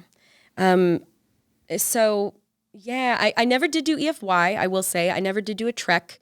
EFY being sort of Mormon summer camp where you just go to Sunday school classes all day. And then trek being the actual LARPing of reenacting the pioneers. I had opportunities to do it, and I always was vehement that the pioneers did it so that we didn't have to, and you could not pay me to go reenact this. Like, even as a kid, even as a believing faithful Mormon, it was like, not for me, no way, no how, no thank you, I'm not signing up for that. And I had no shame about it. Like, for some reason that just, Good for you. yeah, for some reason, cow. it was not something that I would like broadcast because other people would want to shame me about it. But I just remember being like, that's not my jam. Like, I don't dig it. I'm not doing it. Instead, I did BYU Summerfest all the summers of high school, which was music camp for, Mormons, BYU. That was such a blast, meeting music kids from other areas and playing. I was playing trombone and singing all the time. It was just the best. Yeah, and what you're describing is my exact childhood as well, of just like, yeah, positive influences. Of course, it's great to be Mormon. Nobody's doing anything bad out here. We're all following the church's guidelines. We're all happy. We're all thriving. Gordon It's B. the Hinckley's kids. the prophet. Oh, he was He's just the everybody's nicest grandpa kind of guy. Yeah. Absolutely, yeah. And did you have that Be association with like people in high school in Provo? If you're getting good grades and you're beautiful and popular, those are the good Mormons. And then it's just this natural blending of like people who aren't faithful in the church get bad grades and they have broken families. For sure. And that's where the teen pregnancies are. 100%. And the church equates to like good grades and being successful in life. And if you fall off that train, you're going to be like the other kids in high school. Because just look though, Kara, because all the good kids getting good grades, who were in student government and like who had, where they were in choir, they were starring in the shows, they were also on seminary council. Yeah. The youth really is a council true for seminary. connection that They kind of always were in forges. seminary council. And yeah, they're definitely, you're so right. I hadn't thought about that in a long time. But yeah, good kids got good grades and participated in activities and did well and definitely like Yeah, there was always kind of that perception of like if a kid was struggling in high school, he was also probably struggling with the Lord. Yeah, and almost it's not even an option to question your faith when you're that like ingrained into that. Because it's all part of the same thing. Yeah, you don't, and that's a thing that a lot of people who have never been religious or who look at someone who's maybe stepped away from religion and they're like, how could you ever believe such a thing? And it's like, why wouldn't I? Like, my parents believe it. All my teachers and leaders who I love and respect believe it. Everyone is teaching me all these consistent within its own sphere teachings. You're literally learning it in high school. I'm learning it in high school. It's getting reaffirmed every Sunday at church, every day at seminary, every Wednesday at Young Women's, every summer at girls' camp. Oh, don't get me started on girls' camp. I love girls' camp. That was actually also a dichotomy. New York girls' camp was way more spiritually oriented, and Utah girls' camp was like very manufactured. Like, we went from camping to having like a catered experience, and that was a mind blow for me. But anyway, the definitely, like, why would I stop to think that this wasn't the way? I was getting good grades. I was living my best life. I had these great friends. We lived in this clean area with this, thriving community. Why would I ever stop to consider that this wasn't perfect and true and right and good? It was simply the reality that I was born into, that like, this is just what life is. Just like the sky is blue and grass is green, Mormonism is true. Joseph Smith restored the gospel. They are the facts. Yeah. When you're born into it like that, like, it is as factual as green grass and blue sky. I mean, that's a perfect way to put it. And actually, I'm going to share a story that do. You probably don't remember this, but we were 15 in the computer lab, and I was on a forum where somebody on this forum was talking about Mormons and how Mormons aren't Christian. And I was like, get a load of this guy, Lizzy. And I was like, it's in the name. Right. Obviously, we're Christian. I was fighting with this person. That forum still exists. I can type in my old email and go find it. But little 15-year-old Kara was fighting with this person because I had never once in my life heard anything anti-Mormon at 15 years old in Provo, Utah. Yeah. Like, where would I have questioned? Where would we have even got the idea that Mormons are not just a normal, regular faith, that we're weird in any way? Because there's no reason to question. And I remember you gave me this look and you're like, okay, if you're talking to like anti-Mormons, don't start listeing to what they say. And I was like, don't have to worry about me, Lizzy. Not a million years. And I said that to you then. Yeah. Welcome to MormonStories. Right. But yeah, and even similarly, like, I had been exposed to anti-Mormon stuff. Like we mentioned Hale Pageant, you get the protesters. And going up to Temple Square around General Conference time, there's the worldwide broadcast from the top leaders once every 6 months for a full weekend. And there's always, picketers and like protesters. But you like I said, don't engage with this guy, Kara. Don't listen to what he has to say. And obviously that's the mentality, because obviously crazy. Pray for them. Pray for them. Yeah, when you encounter the protesters, feel bad for them. You don't listen to them, so you're never actually ingesting what their beef might be or what their suggestions might be. And B, it is further confirmation of that like there's opposition to all good things, and that like Satan will send his armies against us and what we're trying to do. And anytime you see someone poke a hole or say, hey, have you thought about, or say, what about this? You go, because it just confirms your belief that this is that opposition. This is Satan trying to get his claws into me and pull me away from the light. And the more opposition, the more true it must be. Mm-hmm. Like for me, that was, and we'll talk about this later, obviously, but just as you see that opposition, it just further helps you dig in your heels to, well, then this must be true, and I've got to double down. Absolutely. I remember we drove across the country when we moved to Utah and stopped at Nauvoo. And I remember thinking, like, shouldn't I feel something here? Like, I liked it because I like historical places, but I didn't feel like, oh, this is where. Did it feel anything like the Sacred Grove or anything like Kilcamore for you? Oh, I think those places were just so special to me personally, and like the memories of my family, that those felt, of course, like infinitely more special. Like, I remember one of my testimony building stories was, it was raining one day, so much rain. And at the beginning of the devotional before our performance one night at the Hale Pageant, we prayed, somebody prayed that the rain would stop, and it did. It let up right as the overture started.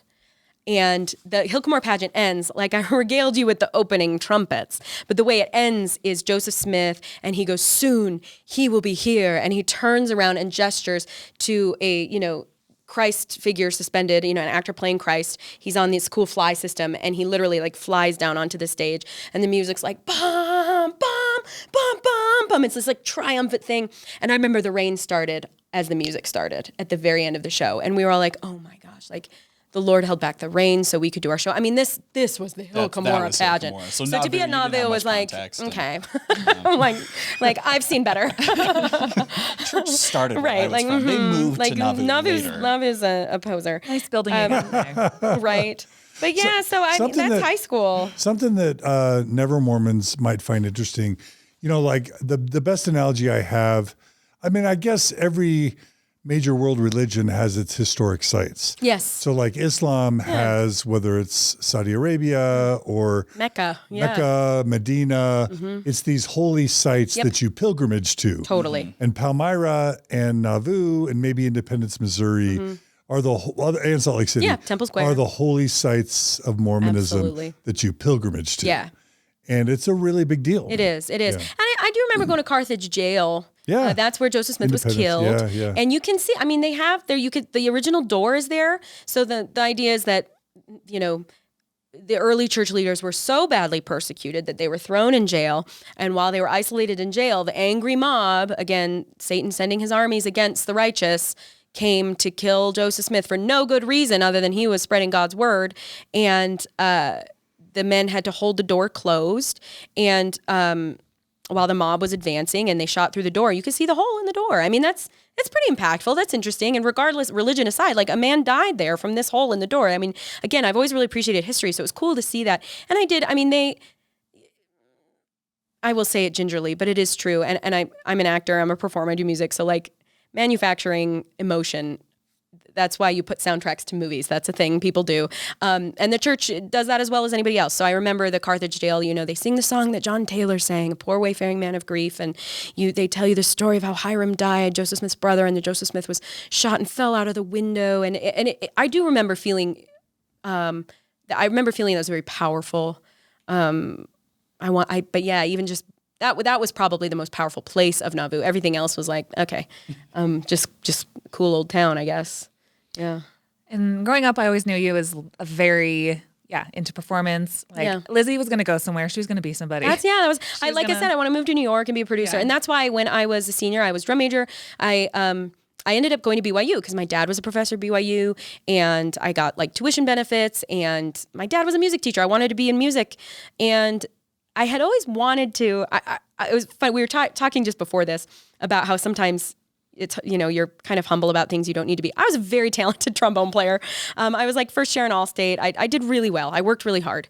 And she was also a very funny trombone player. She could play all my favorite hits from Waiting for Guffman that would make me pee all on the band. Great trombone hits. Boring. No, trombone is a very good instrument for comedy. I will give you that. Why'd you pick trombone? Oh, I will tell you. So my dad is a viola player, violinist. My mom's a singer. My sister chose violin. We both had to take piano. And my grandma was a French horn. My grandma was a French horn. Player. There's the full sentence. Missed the word on the end of that sentence. I don't know. Okay, we're getting into like my brain now.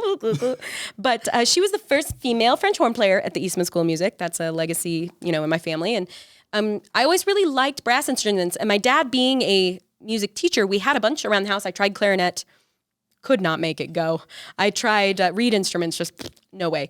And the strings, I apparently am quoted to have said as a child, our family's too wrapped up in strings. And so I wanted to choose a brass instrument like my grandma. And we had a trombone at our house and I loved it. It was really fun. And I just took to it. And I loved being in low brass. I was always like the shortest. I was always the only girl. And it was really, really fun. And so that, again, I did the middle school bands, you know, when Karen and I were playing. And then for some time in 8th grade, oops, I just bonked the mic. For some time in 8th grade, my mom would pick me up from middle school and take me to the high school to play with the high school band. And then starting in high school, my teacher invited me to play with the BYU trombone choir as a high schooler, which was really invaluable, just experience-wise. And then, you know, I did all-state jazz band, all-state orchestra, all-state band. I did all the solo competitions. I was just into it. Music was my life.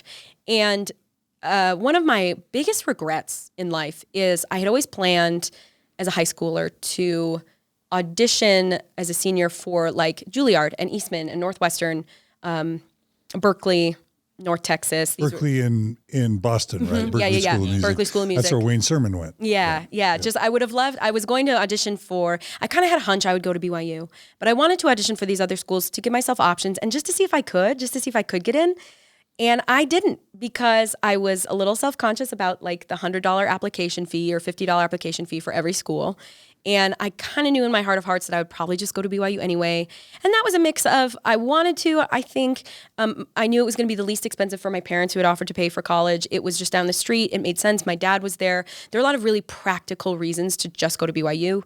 And so that's what I chose. And like, I never knew if I was good enough. I never knew if I could play with the big kids. And like, now that I've been out of college, I haven't been playing really. I'm not anything like I used to be. And so I don't know. I feel like I'll kind of never know. And that sort of that assumption of the church school and the church connection and the frugality. I mean, I was always the kid that ordered the cheapest thing on my menu, not because my parents ordered me to, but because I just was tuned into that for them. And I thought it would make me a better kid to just not be a burden financially. And so that was part of that. And yeah, so... And this isn't to say I regret going to BYU, but I regret not giving myself more options, because that would have changed my trajectory. You know, I think about, I could have been a studio musician. I could have played in pits on Broadway's, shows. I could have been a contender. I mean, I don't know. Could have been instead of just a bum. Yeah, that's right. No, oh gosh, no, but now, I'll never know. That said, like we talked about the music. That's the first Marlon Brando reference in the History of Mormon Stories podcast. I am. That's impressive. I am. But that's the thing is that, like we mentioned, the School of Music at BYU is excellent. Like I got an excellent education. And you played in some excellent ensembles. Oh, yeah. I jumped right to the top jazz band. I was second chair as a freshman, and I was first chair the rest of the time. And then... I have friends in high places, you guys. Yeah, first chair places. No, but like I said, I don't play anymore. I'm nothing like I used to be. My good days are behind me. But the ensembles at BYU tour, that was huge for me. The jazz band went to the UK for 3 weeks my freshman year. Wind Symphony went to South Korea and Japan my second year of college to tour. My third year, I went to Scandinavia with the jazz band again. So that was, they invest a lot of money in that in the university for missionary opportunities. The choirs go, the orchestras go, the folk dance, the ballet, performing ensembles go on tours as a kind of a missionary tool. And everybody goes like, wow, where's this American jazz band? And it's like, oh, well, don't you know, we also represent Jesus Christ. And it's hand on their hip. Yeah. Let me tell you all about it. But it was really, really great opportunity to be at BYU. The touring alone was great. I lost some of my luster for music there for various reasons. When something that is your fun hobby becomes kind of your job and primary focus, it can really suck the joy out. And it did. And I had some hard teachers that were hard. And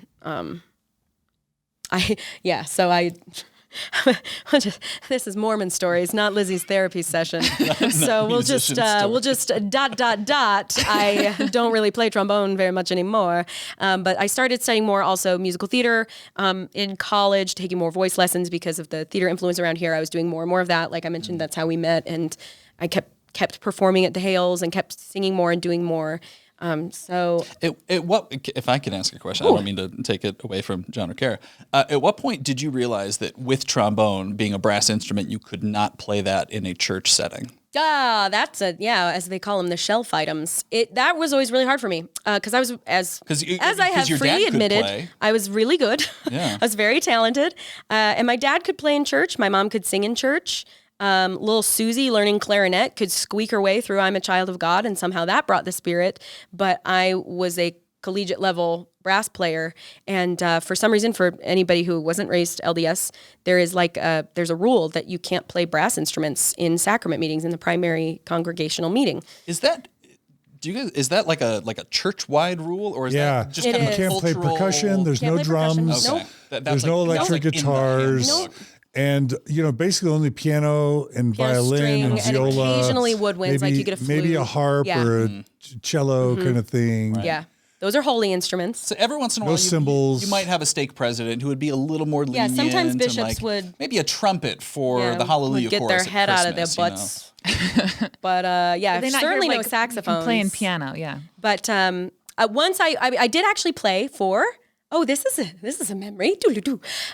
Nelson, their name was Nelson, but her dad was Perry, Elder Perry, big, tall guy, apostle. He's Tom Perry? L. Tom Perry. Thank you. It's been a minute. He passed away a couple years ago anyway. So his daughter was in our ward, and we would do a little brass quintet for Christmas. For the Christmas program, the bishop would let the brass instruments play because we had a number of like professional musicians in our ward. So I would play trombone. We had a tubist and a trumpeter, 2 trumpets, I think, and a euphonium. And we would do these great, brass Christmas music. It's the best. And I remember carrying my trombone in its big old case around, and I lugged it into the sacrament meeting. We're getting set up, and L. Tom Perry's there. And he was massive. He was like 6 foot something. I mean, he was tall, man. And I remember he looked down at me and he had this grin and he goes, "Why, that's an awfully big instrument for such a little lady." Oh my gosh. And I was like, because, I like idolized him, idolized all the apostles. But yeah, that was interesting. There was definitely similar to what Kara was saying in our particular high school, and I think at yours too, being in Utah, where the culture is so deeply ingrained and the Mormonism is so deeply ingrained. Like we were friends with a couple of Elder Oaks' grandkids. And after I went to college, one of David A. Bednar's kids moved into my family's ward. Like you get a little bit closer access to the church leadership and to their kids and their families and their grandkids.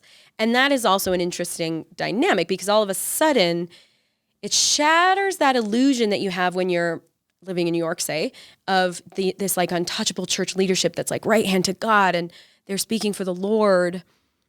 But now their grandkids and their grandkids are just normal kids. And it's like, oh. And they have stories about their grandparents the way that you have stories do about like, your my grandma.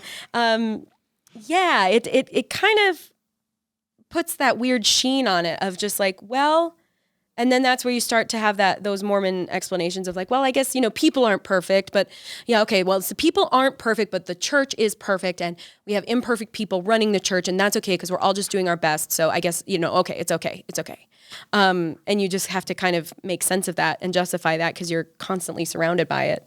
So. I'll ask you a question that we haven't asked yet. Do. So we're talking about high-achieving Lizzy here and following the rules. And a lot of Mormon Stories guests struggle with scrupulosity, which is religious OCD. And, like obsessing over the rules and praying and making sure that you're always in line with what God needed you to do at all times to make sure the Spirit was with you. Did you ever have something that would qualify to that level of needing to stay super duper righteous? Or do you think that you were pretty level-headed about it? What's interesting is, as I've gotten older, I'm not like the type of high achiever I used to be. Like I would have described myself in high school as very type A personality, especially about school and grades, because I knew that was important to my parents and like I wanted to earn their love and respect. And so like I did what they wanted me to do. They weren't as stringent about church rules because I think they were converts. Like I think that was part of it. We tried our best at family home evening. We were kind of inconsistent. We tried our best. We went through phases of good times of family scripture study. So it was always do great in academics and kind of do your best at church.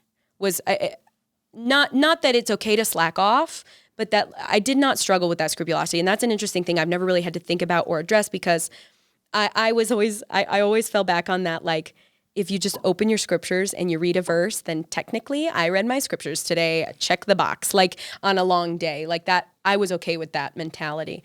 Not like with music. There was a time we were hanging out in Lizzy's bedroom and I was complaining about how band was really hard for me. And she's like, let's sight read right now, clap it out. And she got out some sheet music and I was like, I don't want to do this. Like, I don't want to improve my skills. I just want to complain. Yeah, no, I definitely. Lizzy was typing. Yeah, I've chilled out a lot, like a lot. But yeah, I didn't struggle with that church OCD. I mean, I had a lot of guilt and shame though. Like I said, I was worried God could read my thoughts. And I struggled with the impure thoughts. And honestly, like sorry, Mom and Dad, if you're listening to this, but as a child in the 90s going into 2000s where the internet is starting to happen, like I would get spam to my email that contained pornography. And I, out of curiosity, looked at it as a kid. And I always felt such shame about it. I wouldn't say I was ever like addicted to it, but I like looked at it, I saw it. I was a kid with an internet connection. I would go so far as to say most people have come across this in their life, but I didn't feel I could tell anyone or ask about it because I knew that just that topic alone carried so much weight. I always felt weird too that like, well, I'm a girl who got it to my email and I saw it, but it's only ever the boys who get talked about, at church. It's only the boys who get told about pornography. It's just assumed that girls won't ever come across it or have questions about it. But Did you ever have a lesson on pornography as a young woman that you remember? Only kind of by proxy, like if it was a combined thing. It was never directed. Do you remember? I was never directed at the young women. Young women was be a good wife, be a good mother, make yourself desirable, all of that. It was never like how to resist temptation. I don't know, because what temptation would a woman have? We're above temptation. Right. But that was always hard for me. And I remember I actually did have, for all of the happiness that I had in church, I was never abused by my church leaders. Like, I'm very lucky to say that like I had a very positive experience overall in church. If we're being generous, if we could deconstruct like mind control and all that, but more or less it was positive. I do recall one time I was in the stake youth council and I was talking with one of the stake leaders and he was giving a worthiness interview where you sit down with one of your leaders and you talk about, are you an honest person? Are you swearing? Are you drinking? Are you wearing modest clothes? Are you sexually active? And I was like, no. And okay, how about pornography? And I remember this was the first time I kind of admitted that like, I come across it. I know what that is, I'm familiar. I'm familiar. And he was like, okay, is it a problem? And it was like, no. But like, as a younger kid, I was curious. My body was changing. Like I had no other context or reference for this stuff. We weren't very open about sexuality in my household. And I actually learned, trigger alert. I learned the word bestiality for the first time in this interview with this stake. And he was like, oh, good. Well, as long as we're not getting into, gay porn or bestiality or anything like that, he just kind of listened. Then we're okay. Just, keep 5 it in check. minutes later, And Google search. Yes. Oh my God. Are you serious? I'm serious. I was like, what the heck is that? Now, thank goodness, I didn't do an image search here, but like I looked up the definition and for the first time was like, this exists in this world? Like what? And like, thanks to my stake counselor, like, and so it is. There's actually a story about this. The sheep thing. Yeah. Oh, do you want to tell it? Oh, no. Isn't it the story like in Idaho that there's like different interviews of like, young men getting ready to go on their mission. And then the person giving the interview would be like, all right, don't be messing around with any bestiality and stuff. And then the boys are like, I never thought of my sheep that way. And then it became a problem. Plants a seed. And it planted this whole seed and it became like spread like wildfire. Am I getting the story right? So I guess there was enough instances of bestiality in Mormon, Utah or Idaho Mormon youth up to some point where they incorporated that into the questions for like going to serve a mission or temple recommend or whatever. But then they found that by incorporating it into the questions, the worthiness questions, they were actually promoting the behavior and implanting the ideas to do it. So then the church had to stop asking about bestiality. I would think so. Yes. Thank you. And what's hard for me is I've always said that I've always had a softer heart for animals than people. Like it's something that's just always, I'm a dog lover. I love my favorite animals growing up were cows and bears. I love animals so much. So to learn about this, and I was like, huh? Like, I was mortified, and I didn't even see anything, but just the thinking of this being a concept in the world was like, what? And then I had the baggage of like, oh, now I'm thinking about it. And he said that this was bad. Oh no. And it's like that whole thing, like, don't think about a white elephant. And what do we all picture, right? So anyway, I definitely did run into a few of those kinds of situations of just like, well, that's not what you want. But even still, he's just a man too, doing his best, and I'm doing my best. And, I definitely did not struggle. Again, this is all a real scenic route to answering your question of, I didn't super struggle with that scrupulosity, but I can see easily how people would. And I definitely just went through phases of like guilt and shame because I wasn't doing good enough with my reading my scriptures or praying and, going, life ebbs and flows, and struggling with the reality of that like, I am less than because I'm not a stellar scripture reader and I don't have that desire. And just, again, I never considered that it could be anything other than my own personal failing to not be good enough. Mm-hmm. Yeah. So take us to the next point. Are we going to BYU and taking the religion classes? Going to BYU. So BYU, I was so excited to move out and start at BYU. I moved into the dorms, which now don't exist. It was 3 rooms with 6 girls. We had a kitchen. It was like a little apartment. We were right across from the Harris Fine Arts Center where all my classes were, which was great. I hit the ground running. I took 19 credits my first semester and 21 my second semester and just dove right in. I loved freshman year. I loved my roommates. We still keep in touch to this day. They're wonderful people. I made so many friends. I loved the boys and just like dating at BYU. Just the social culture was great. But this was really, once again, one of those weird like church and state. Like I knew I was at a church university, but this was the first time that, okay, now we're doing family home evening on Monday, which is usually just for families to like get closer together. But now that I'm at a singles ward, we're having quote unquote family home evening, but just with all these single people. And we were all hanging out together anyway. So that just felt like a waste of time. And then on Sunday nights, after we'd done 3 hours of church and done all of our other like meetings and visiting together, we would then get together for ward prayer, which then I felt like I had to like dress up for and like be on for. And I didn't like that at all. There's also every Tuesday at BYU is a devotional. And it was always kind of like you're expected to go. And I would say it was like every other, maybe something academic and then something religious and something academic. So like, okay, you can skip And the rocket all of scientist. campus shuts down. Yeah, all of campus shuts down. From Cafeteria shuts down. No classes. yeah. Like everything no is office, canceled for that 11 hour. to Yeah. 11:45 every Tuesday, something like that. And it was always kind of like fine if you didn't go to the rocket scientist or go to the political whatever. But if you missed a religious devotional, like what were you thinking? You went to the library and did homework during that, and it's like, yeah, I got a lot of work to do. But so there was weird shame about that. That's also where I really encountered a lot of women who, honest to goodness, were at BYU to find a husband and get married. And as I mentioned, my plan wasn't to get married till I was like 30. I wanted to have a career. I was there to learn. I was there for my education. And so I was baffled by this mentality that like, oh, you really exist. There are really people like you that you literally only apply to BYU to find a husband and drop out. It's known as the MRS degree. Yeah, right. The missus, right?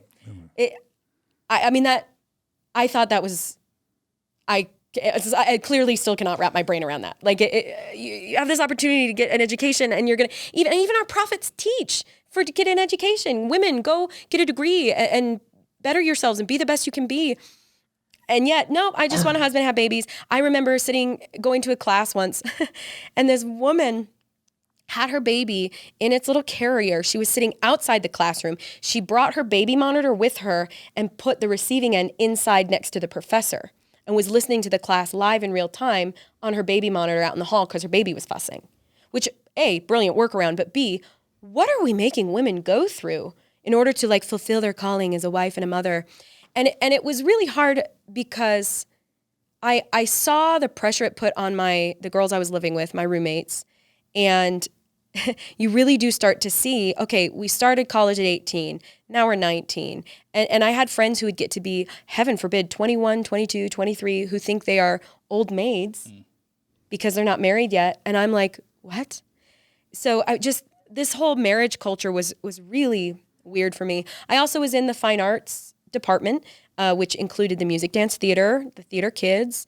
And while I was at BYU, there was kind of I hate to say it, we kind of joked about it at the time, uncomfortably, there was kind of a purge from the MDT department of gay students. And they kind of... MDT. Music, dance, theater. And they kind of... What year was this? Oh, this would have been in the early 2000s. So I graduated 2007, so it would have been somewhere in 2007 to 2012-ish. But I remember there had either recently been or was during that time where they were really calling kids, like there was a lot of behavior and like stuff that they would kind of let slide.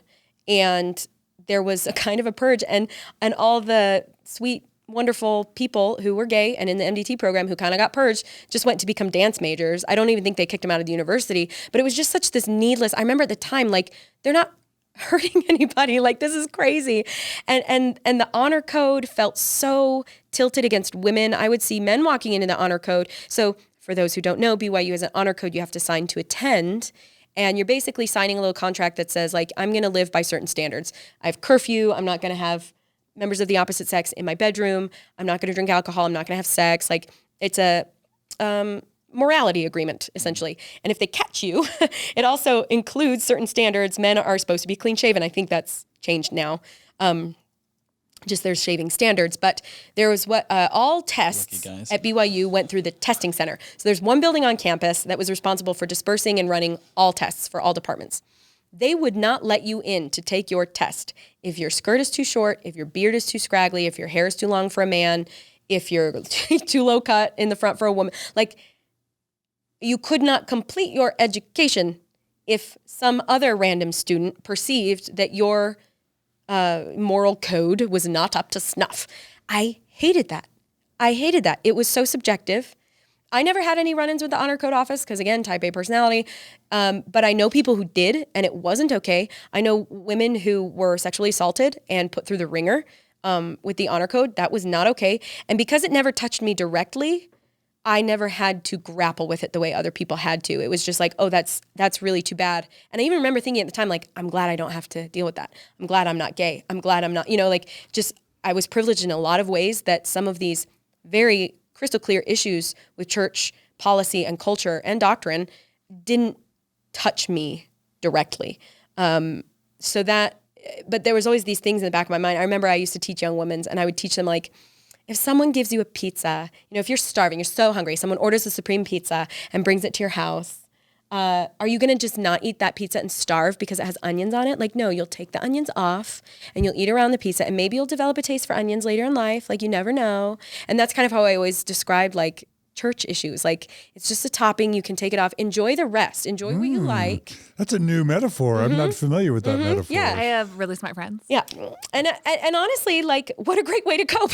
You know what I mean? Like, if you think about it that way, it's like, yeah, okay, there is a lot. And honestly, like, I can see there are good things that the church can do for people. It sense of community and blah, blah, blah. There are some good things. There's a reason churches have existed for centuries and millennium.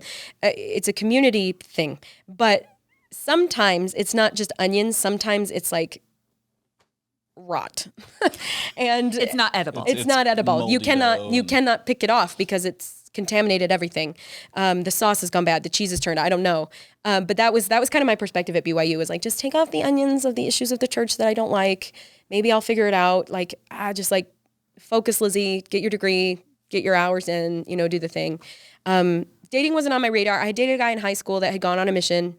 He knew I wasn't going to wait for him. He was the best first boyfriend to have. I dated another guy at BYU. Great guy. So much fun. And he went on a mission. And I told him, like, I'm not going to say I'm going to wait for you, but, like, I am sort of going to try. Like, I knew myself well enough to know I didn't want to make a guarantee, but, like, in the back of my head, I was like, yeah, this is my guy. And boys are kind of clamoring, right? What was that? You were popular enough. You had your options. I see that now.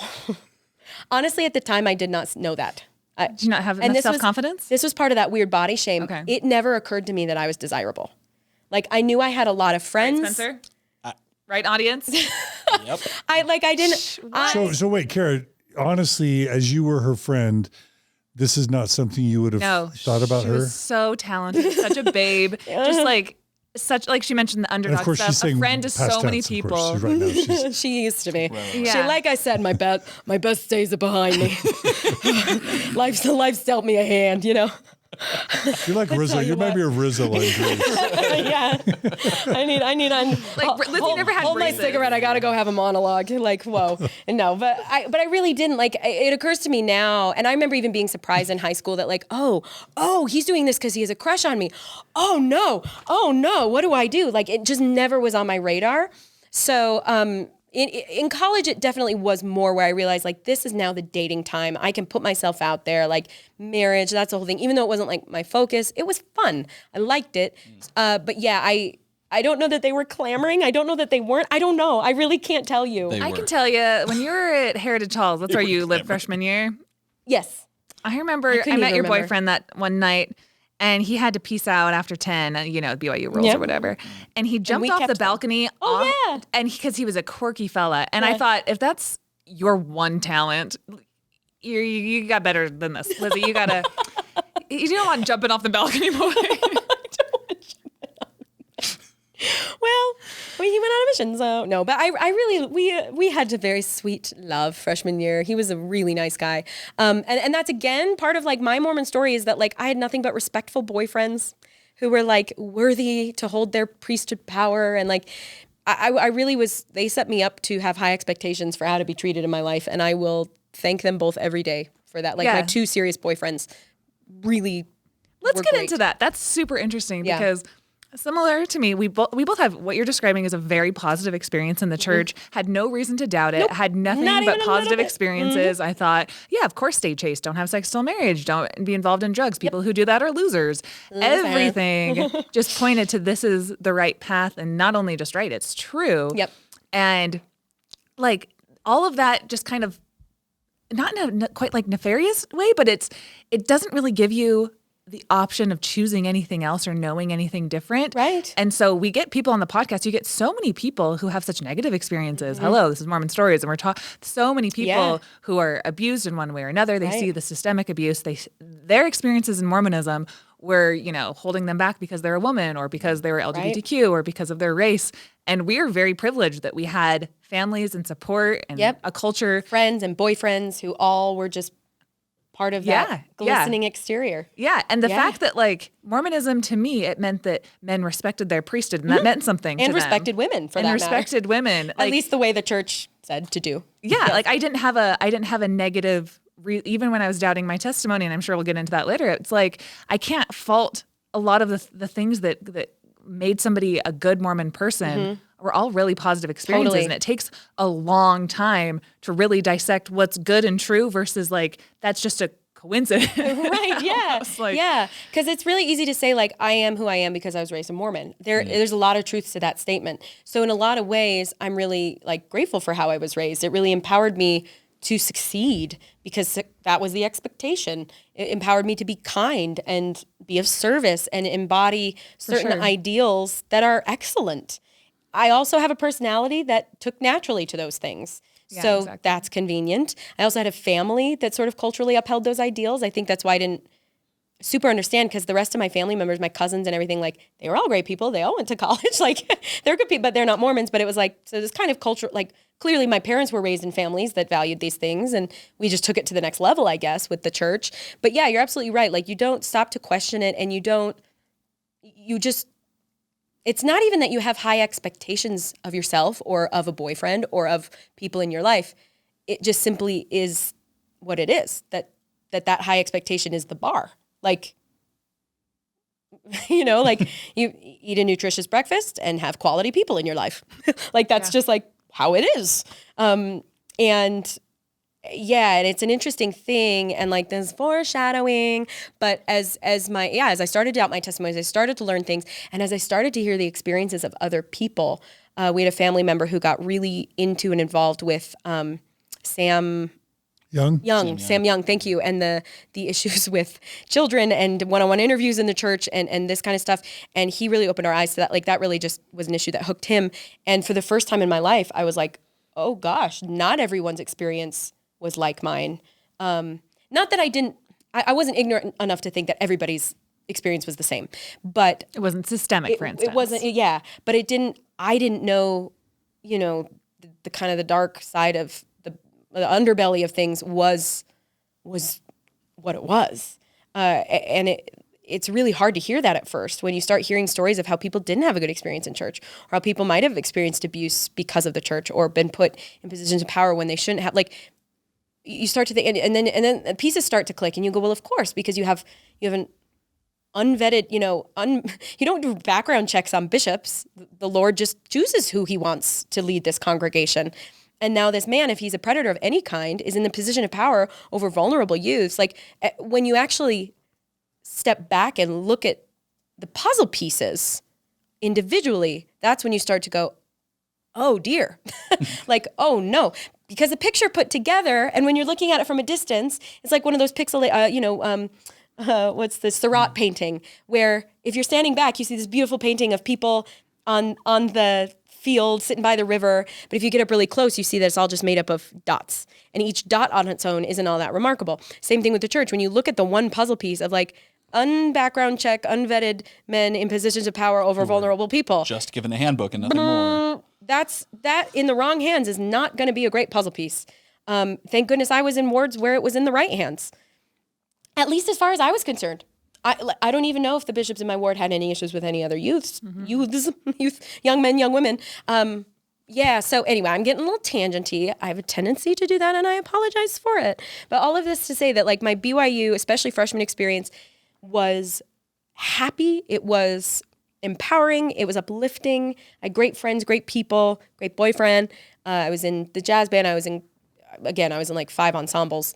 I was loving it. I loved every second of it. I had a hard time with some of the extracurricular church activities, like I mentioned, that just felt like superfluous.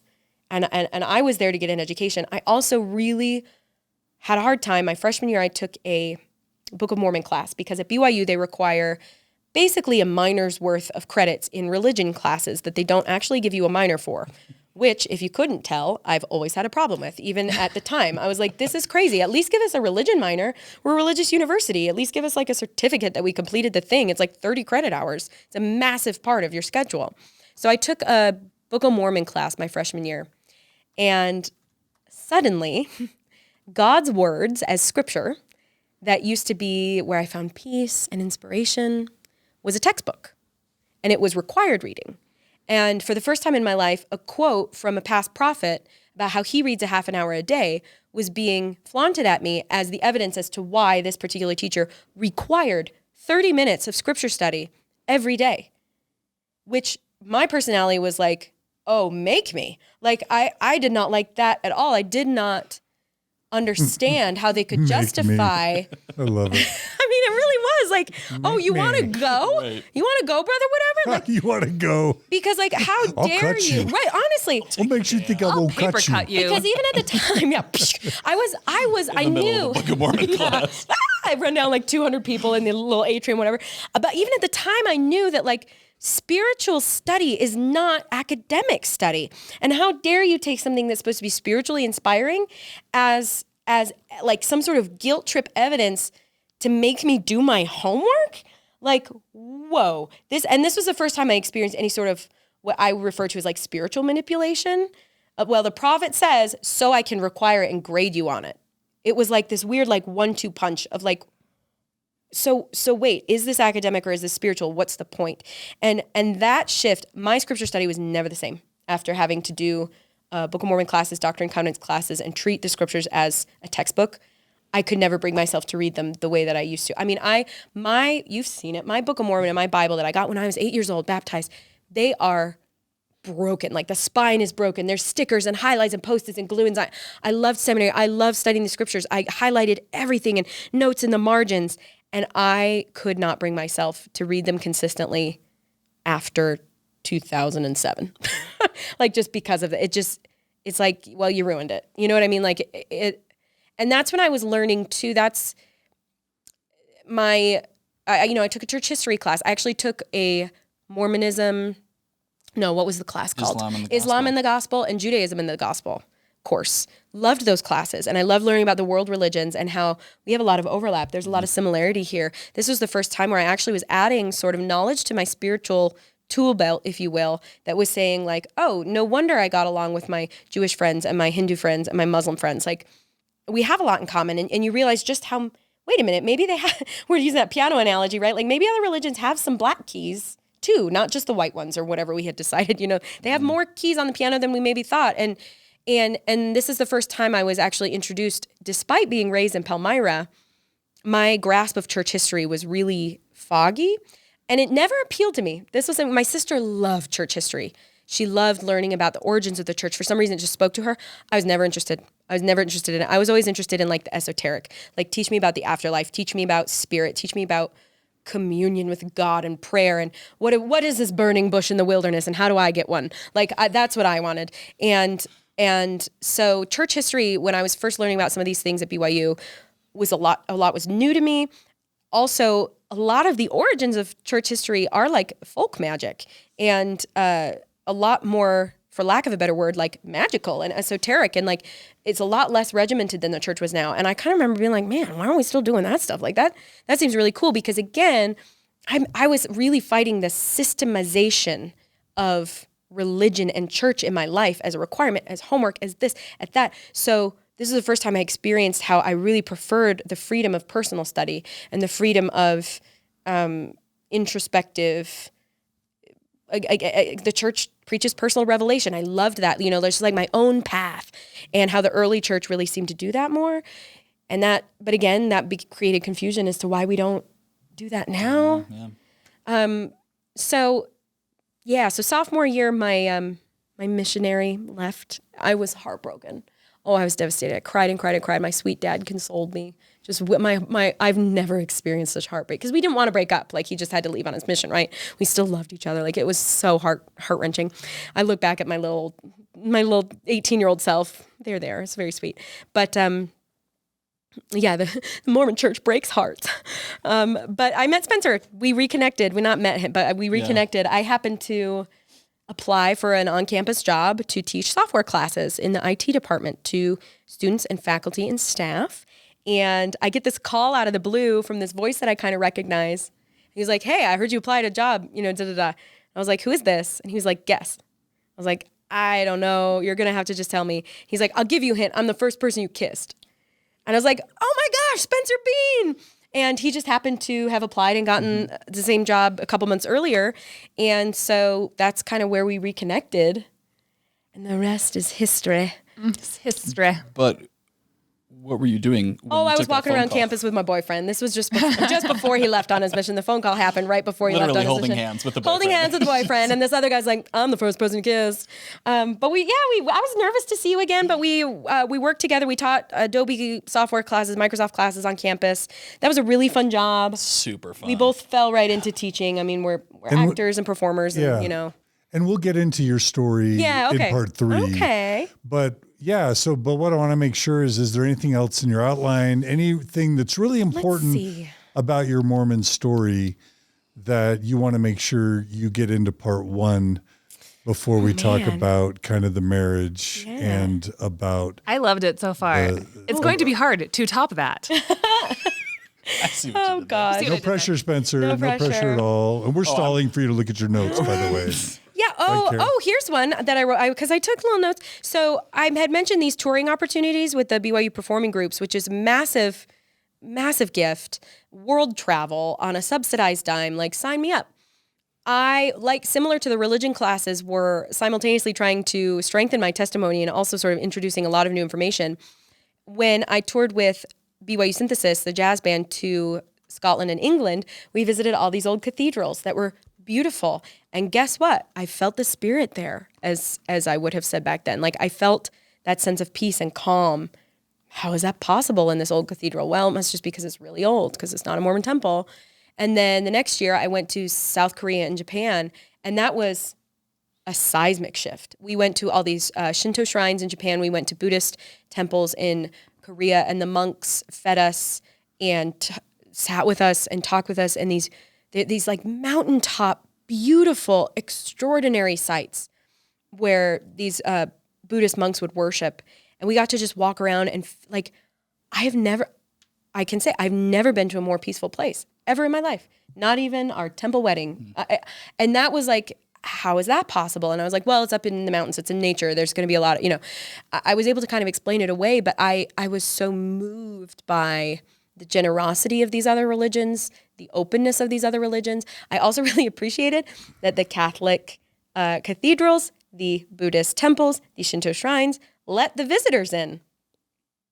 Go figure. Open. I felt so welcomed and so much a part of it and so embraced. I was like, well, why do we keep people out of our temples? It introduced kind of all these questions that, that's interesting. And then same thing, we go to Scandinavia with the jazz band the following year, and we're visiting some old like Viking, I don't know what they call them, shrines or whatever, buildings where they would worship. And we're going to some of these places in Scandinavia. And again, the most peaceful, beautiful places. And it's like, whoa. And that's also when you start to see the size of the world. And when you hear about, when you're talking to people internationally and you're like, oh yeah, we're Mormons from Utah. And they go, what's a Mormon? And when you're raised in Utah, when you're going to BYU, you are so insulated and surrounded by other Mormons that you really start to embrace the message of the church's work progressing, of this rough stone rolling, like an avalanche, a rock rolls down a hill and it'll pick up moss and dirt on the way down. That's always kind of the vision that you get of spreading the good news of the gospel around the world. And it was the first time I was introduced to the fact that people didn't know who we were. People had never heard of this. People weren't interested. And also I could see clearly that like, this isn't going to work for everyone. The way this monk lives at this Buddhist temple is not going to want to sign himself up to be Young Men's president in his ward. Like the way he lives his life is not conducive to Mormonism. So how could this be a one-size-fits-all church when you have so many different people all around the world who believe so differently, and not only believe so differently, but behave so differently? How is it that our structure could be the only structure, and how is it that it could work for everyone worldwide? That question really came into my head of like, this is interesting. You see the kind of punky kids on the street in Scotland and doing graffiti, and you see Buddhist monks, and you see, very, in Scandinavia, and we'll get more into this with your story, but just like very contented, happy people in Scandinavia who want for nothing. And these are very different people, a very different demographic. And like, how is this structure? How are these teachings going to resonate with all of them? That was the first time I'd stopped to actually ask that question.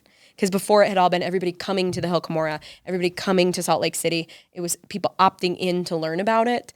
And for the first time in my life, it was like, oh, the world is a very big place. So that was something. It keeps spinning, even Mormonism. Right. Never occurred to them that it exists. Yeah, I was who I was. I had a hard time fitting the mold in every way, but did the best I could with a good attitude as a young woman and at BYU, and just worked hard, got good grades, figured that would speak for itself as far as being marriage material was concerned. I mean, it sounds like you had an incredible Mormon experience. Yeah, like it was lovely. This isn't a story of like the church abused me. Not at all. My parents were monsters. No, they're lovely. Like my church leaders, were predators. Nope. This sounds like you had kind of like me, like the idyllic Mormon experience. Right. And I feel music very lucky and to road say shows and activities and drama and theater and good leaders and fun activities and rich cultural heritage. Yeah. I love that part of Mormonism when it works. When it really works so well. Yeah. Oh my gosh. And that's what's so hard is I can acquiesce that I can see, that phrase is so perfect. When it works so well. But when it doesn't, boy, woof. Okay, record scratch. No words. You know what I mean? Really, honestly, the most negative things I experienced was just like kid stuff, just like the young men being punky and feeling not as good as the cute girls in my ward, and just normal kid stuff. And BYU was great, a little weird, but great. I even had my football pass. I went to the Cougars games. Every time we had a football game, I really, really wanted to like football. It never took. Yay, sports. But that's me, and that's how I got to be marriage ready. All right. Prepare myself for Spencer Bean into my life. I have to ask, did you ever perform in musicals? You probably did. Play leads, favorite musicals Yeah. I'm into show tunes. Okay. Oh, good. Okay. So throughout the years, both of us have performed at the Hale Theater in Orem and in West Valley. We met doing Christmas Carol. Explain the amazing Hale Theater franchises to non-Mormons, because it's a big deal. It's a big deal. So again, performing, creativity, arts is huge in Utah. Everybody plays an instrument. Everybody sings, and I'm speaking generally, but there's a huge culture of it here. Again, if you haven't listened to the Austin Archer episode, no, really, he goes into great detail about it, just about kind of why, but there is a rich culture of community theater here. There's this great family, the Hales. They started a community theater in Glendale, California, and eventually moved to Utah, started one in Salt Lake City, which eventually expanded and moved to West Valley. They now expanded further and are now in Sandy, Utah. And then another the son of the original Hale started one in Orem, Utah. That one's a little bit smaller, and they do great work. It is, there are people on Broadway who have kind of started in the Utah community theater scene. It's high production quality, high production value. There are some limitations, and that is an interesting element because I'm focused on the BYU part of my story, but it's an interesting element because it used to be that we would pray before shows there, and that was just community theater. That eventually phased out. But also I worked at the Hale Theater in Orem. I worked in the box office. I was a house manager. I worked with a lot of patrons who would scream at me for ruining Christmas because, they chose the wrong seats when they purchased their tickets online for Christmas Carol, that kind of thing. And that honestly, again, spoke to that culture of these really mean, terrible people who are Mormons trying to celebrate Christmas. How do I make that meet? Where is the Christ-like love? I don't know. That's your constant battle in Utah culture. And it also is especially apparent in the way they have to choose their seasons for the theaters out here. Just a little interesting nugget for people who aren't from Utah. I remember my sister and mom performed in Urinetown the musical, and I performed in the show just before Urinetown opened. We did Guys and Dolls. And I worked at the box office at this time, and this is just a little anecdote. Urinetown is a great show. Other than having a little potty humor, as you can tell by the title, it's a hilarious show, funny commentary about a little guy going against a big guy. It's this dystopian future where water is limited and you have to pay to pee. You have to have a coin to use the toilet because you're flushing with water. So people are, doing what they can to collect coins so that they can afford to use the bathroom. And that's ridiculous, of course. What a funny prospect. Literally, other than some potty humor, nothing bad in that show. And I remember patrons coming in complaining about, that pee musical. I wish, why are you doing such a show like that? When literally the show before it, Guys and Dolls, despite being a quote unquote golden age classic musical, we have premarital sex, we have gambling, we have drinking, we have strip clubs. Literally, that's what the show is about. But I'm Take Back Your Mink But it's a golden is a age strip musical. tease. And we're singing about luck be a lady tonight because we're gambling, playing craps. These are not good people. By the way, luck be a lady tonight. It's kind of like getting lucky with a lady. Right, yeah, you can take that so many ways. And that just- these are bad people, Right. according to... But it's a good old musical. Why can't we have more shows like Guys and Dolls, is what they would say. Why are we doing this crap, this urine musical? P-Town musical. And it's you've got to be kidding me. Musical. You've got to be kidding me. And so a lot of that, so they have to really... Because urine is bad. Yeah, Urine is bad. we would. I mean, Right, working at exactly. those theaters, they get letters, a lot of letters about swear words in shows. How dare you? And again, Les Mis is another great example. Utah goes crazy for Les Mis. Lovely ladies, but you can't not have that number. There's a brothel. There's a brothel. There's a guy who Master jumps of the off a house. bridge. Sorry, spoiler alerts. But if you haven't about seen to Les see Mis by that. now, but Les Mis is full of some really deep stuff. But it's a classic, So there's this weird double standard of content here that the poor producers at these theaters do the best they can with. And there's a little bit even of a difference between the Salt Lake County one and the Utah County one, where the Salt Lake County one can get away with more. A sexual ambiguity. If you have a kind of gay leaning character, you can get away. But swears seem to they have to go clean up there. You could get away with more swear words at Orem, but don't cross any lines as far as sexual, even male female sexy moments. Just watch it. It's just interesting the way they've had to navigate the odd dynamics of the ambiguous moral and cultural standard of Mormon infused Utah.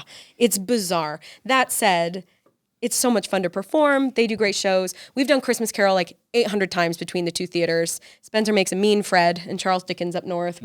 I played Belle 7 or 8 times down at Orem, and then Fred's wife up at West Valley. And then we did a whole series of shows. So for any of you who might have seen recently, we've done, I did a play called The Hit. I did Secret Garden, Civil War. I did Guys and Dolls. I did Brigadoon at West Valley. I did...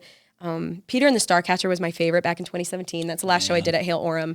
That was a dream show. And I did Jane Eyre, with Mormons might be familiar with Dallin Vale Bayless. He's kind of a Mormon superstar. He's a singer, sings with the Motabs a lot. I don't know if you've heard of him. It's on Broadway. He was on Broadway. No, he's a really, really great guy, really talented. great. He's got a great niche here, a lot of fans. He performed in Jane Eyre, and we did that in 2016. I got to be Jane, which was really fun. Ooh, so you've gotten the lead at a Hale. Yeah. So That's a huge deal. yeah, so I was Jane You're Eyre a top in Jane notch. Eyre. You're a top notch talent, and you play the trombone. Yeah, well, Holy moly. used to. You still can't play. She Wow. still does. Literally, She can still sing literally. those sounds. Wow. She's got the chops. But yeah, and then Peter and the Starcatcher, I was there's one girl in it. I was the girl in it, kind of a lead in that. It's I love performing. I love Peter Pan. Yeah. Oh, Peter Pan. Yeah, I was Tiger Lily and Mrs. Darling and Peter Pan. And then you were in Peter Pan when they did it again because it was so popular. He played Captain Hook for a while on that. He was the understudy. It was excellent. Okay, separate question, but related. Okay. What are your, and this is just purely indulgent. Like when I talk to like friends who are my age about their, favorite rock bands in the 80s or 70s, I'm geeking out on musical theater. I love it. What are your top 10 favorite Broadway musicals of all time? Not that you've performed in. Sure. Just ones I love. I love that you're giving it because when people are like, what's your favorite? It's like, well, come on. I know. Yeah, top 10. Luckily for me, Peter and the Starcatcher, we got to see that. Spencer did an internship in New York City, 2012. We saw a bunch of shows that won Tonys and stuff that year. Peter and the Starcatcher is one. That's kind of a play with music, so that's a hard one, but I love that show. Once the musical we saw that year. Oh my gosh, we saw once, twice. I saw that in Broadway. Oh my gosh, unreal. So amazing. I love Drowsy Chaperone. I love that show. I love Into the Woods. It's it's so good. It's so good. What else do I love? And it's hard because so many of the ones that I've done are so dear to my heart. I really like, I saw a performance of Next to Normal. I don't know if that's like a favorite, but I remember that really stood out. That's definitely a top 10 favorite. Yeah, because it's unusual. It's different. It's different content. It does things differently. Top 10. I don't know. What about you? You contribute. I would put Urinetown on. Yeah, I would say Urinetown would make the list. It's so funny. Jane Eyre for you for sure. Yeah. Well, what's funny is it's as such a musical, great story. The book is phenomenal. The story's great. The music's very good. It's not like mind blowing by Broadway standards, but that was a special show. That was a really special time. Pirates of Penzance for me. Oh yeah. I love the Kevin Kline, Pirates. Angela Lansbury movie. Love it. What's funny is I'm not a great theater geek. Like I love to perform in theater, but I'm not a great theater attender. Because I'm concerned. Matilda. Is that the guy, the ex-Mormon comedian wrote that? I don't know. What's his name? The guy that did White Wine in the Sun. Look it up, Kara. Google White Wine in the Sun. Matilda, I weep during Matilda. It is one of the most beautiful musicals. I guess I'll have to see it. Especially the tours. Oh my gosh. You'll have to. It's just because it speaks to, it's so about childhood. Matilda the movie, it's the same story, Roald Dahl. But oh my gosh, it's so mesmerizing and just hits home on so many levels. What are your favorites, John? Yeah, tell us what you like. The Matilda. Who wrote Matilda? I'm still on that. And who wrote White Wine in the see. Sun? Come on, producer.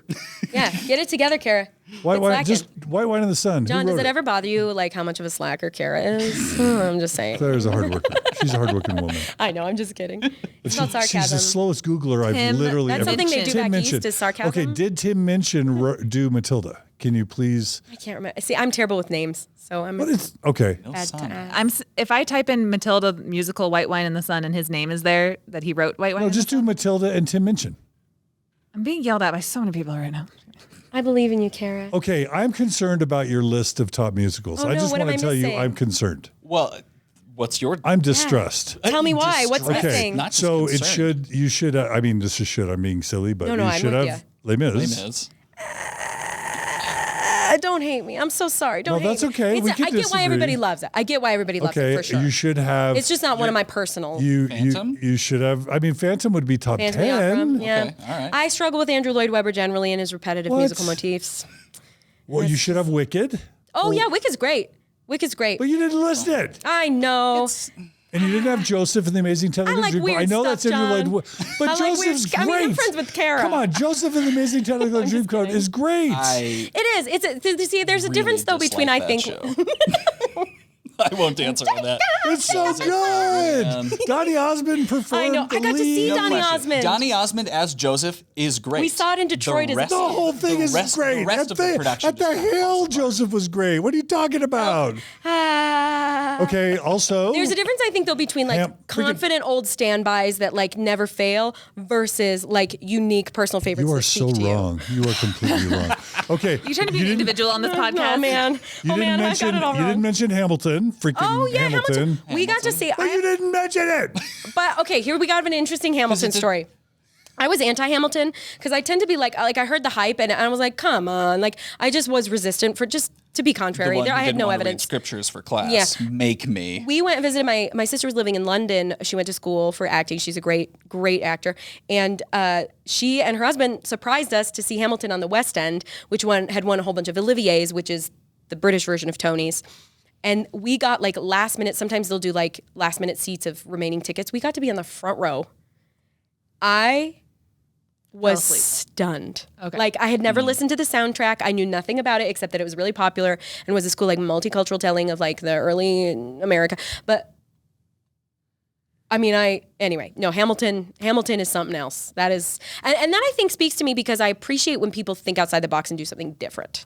Like, that's what Peter and the Starcatchers, that's what once the musical is. It's just people reimagining how we can participate in theater, how we can bring an audience in, how we can tell a story, just unique. I don't know. That's what really draws me in, is people doing something in a unique way. But you didn't mention it. But I didn't mention it. No. Okay, and you didn't mention. Can't count on your list. And you didn't mention Dear Evan Hansen. Holy moly! Yeah. Oh, you haven't seen it. Now that's okay. Saying I haven't seen it is actually an acceptable answer. Yeah, I haven't seen it, so I've heard good things. I'm sure it is on the list, but yeah, it's life changing. Well, that and like Waitress, I'm sure is. Waitress is good, not great. The music is great. Interesting. Waitress is good, not great. Right. You can't not love Sarah Bareilles. So. Okay, and then freaking Fiddler. Oh, yep, another classic. I mean, but then you're opening. John. You were kicking open a whole door here because My Fair Lady. No, not as good. Music. Pretty good. You know, Carousel. Pretty good. Carousel, meh. American in Paris, meh. America. Nobody's got time for Music Man is good, but not great. Guys and Dolls is okay. He's a what? He's a music man, and he sells clarinets and a big brass. That's a fun time. We got trouble right here in River City. Capital T and rhymes with P and that stands for pool. That stands for pool. Oh, we got trouble. Right here. Trouble. Gotta find a way to keep this old moral after school. No. Trouble. This is the most chaotic episode you've ever had. This is the funnest episode I've ever had. Well, along with Gerardo's. Gerardo's is pretty. I got John crying of laughter in Gerardo's. Like we could just perform. Gerardo, what do you mean? Was it you? It was Gerardo. No, I think it was my commentary on Gerardo's a little bit. It was Gerardo's telling the story with his bishop. Anyway, musical theater, right? Yeah, musical theater. It is important and it is powerful. Yeah. Like, you can get some really cool stories. It is truth. I got some It ideas. is truth. Writing stuff. We'll get there. We'll get there. Theater. Like, I don't know if the Mormon church is true, but music theater is true. Absolutely. And there's an interesting thing. I'm going to just like a breadcrumb for one of our other sections of this interview is my dad, he taught, again, music professor. He taught a music psychology class. And one thing that he told me that I always really thought was cool, you know, when you hear musical theater, great orchestra, music can give you that like chill down your spine, shivers, literal physical shivers, make your hair stand on end. He, again, taught the psychology, physiology of music. There is no nerve that connects your ear to anything that would make you feel that. There's no physiological explanation for hearing music and having it give you shivers in your back. This sounds like the bumblebee shouldn't be able to fly because its wings are too thin and small, but it doesn't know it, so it flies anyway. Is that what you're basically saying? Yeah. And the body's receptive. The body is receptive. In other words, our science sucks still, and that is what you're really saying. The takeaway, right? The takeaway is that feeling that we get is an emotional response. I thought you were going to go spiritual. It is a physical, or I mean, maybe you could contribute. And it's okay if you it is went a spiritual. physicalization I'm a little bit tipsy. Of an emotional or spiritual. I heard you guys were up late last night with all this, Mormon news, all this good stuff. So, underslept, I get it. But yeah, that there's music is important. The church has been able to tap into that, adding music to help you feel the spirit, is how I will politely say that. Just the same way that film scores can help you feel spooky or help you feel silly or help you feel intense or help you feel, same way musical theater can convey an emotion through music. That's been a huge theme in my life and your life. You're super musical. You grew up so yeah, you're right. Musical theater is true. I bear my testimony of musical theater. Exactly, in the name of cheese and rice. And then, but I also, as I was deconstructing, what's that? Cheese and rice are also totally very true. Totally true. Especially with beans. Yeah, beans, cheese, and rice. Cafe Rio. The beans. Cafe Rio is true. As I was deconstructing my testimony, I realized that music was like Mormon Tabernacle Choir, EFY music. Oh yeah. Even acceptable musical tunes. Yeah. That was a really central part of my testimony. Yeah. Yep. Right. And because of the emotion that you ascribe to it, that the meaning you choose to get out of it. The Spirit worked through it. Yes, What are you that's talking what it was, about? John. That's what it was. We're not on part 3 yet. Right. Was playing the clarinet, not a brass instrument. Right. Conveyed the exact spirit, the exact right time, and you were like solid in the church for many years to come after that. Anecdotally, the church used to have a brass band culture, early church. Yeah. But when brass instruments started to be used for things like jazz and ragtime, Ooh, ethnic. Ragtime? I'm being joking. Ethnic music, right? yeah, that Which is a code for racism. Right. You know? It used to, because if you think about it, think of the Civil War. You have your brass band in the armies and the rat-a-tat drums and the da-da-da. And the big brass bass. Big brass bass. We got trouble. That's what all the Civil War, as they were marching to the battle. Children. But into the early 1900s, as the shift, brass instruments, especially woodwind instruments, started to be. Saxophones they're in the jazz clubs now. That's the church really wanted to dissociate itself from popular music and didn't want that appearance of evil, and that was the shift into choir centric, brass bad, everything else good. That same type of thinking made marijuana illegal for multiple decades. It's like, Hispanic people are using this plant medicine. Mm-hmm. We got to make it illegal for everyone because it's ethnic. And it's something to rage about. Yeah.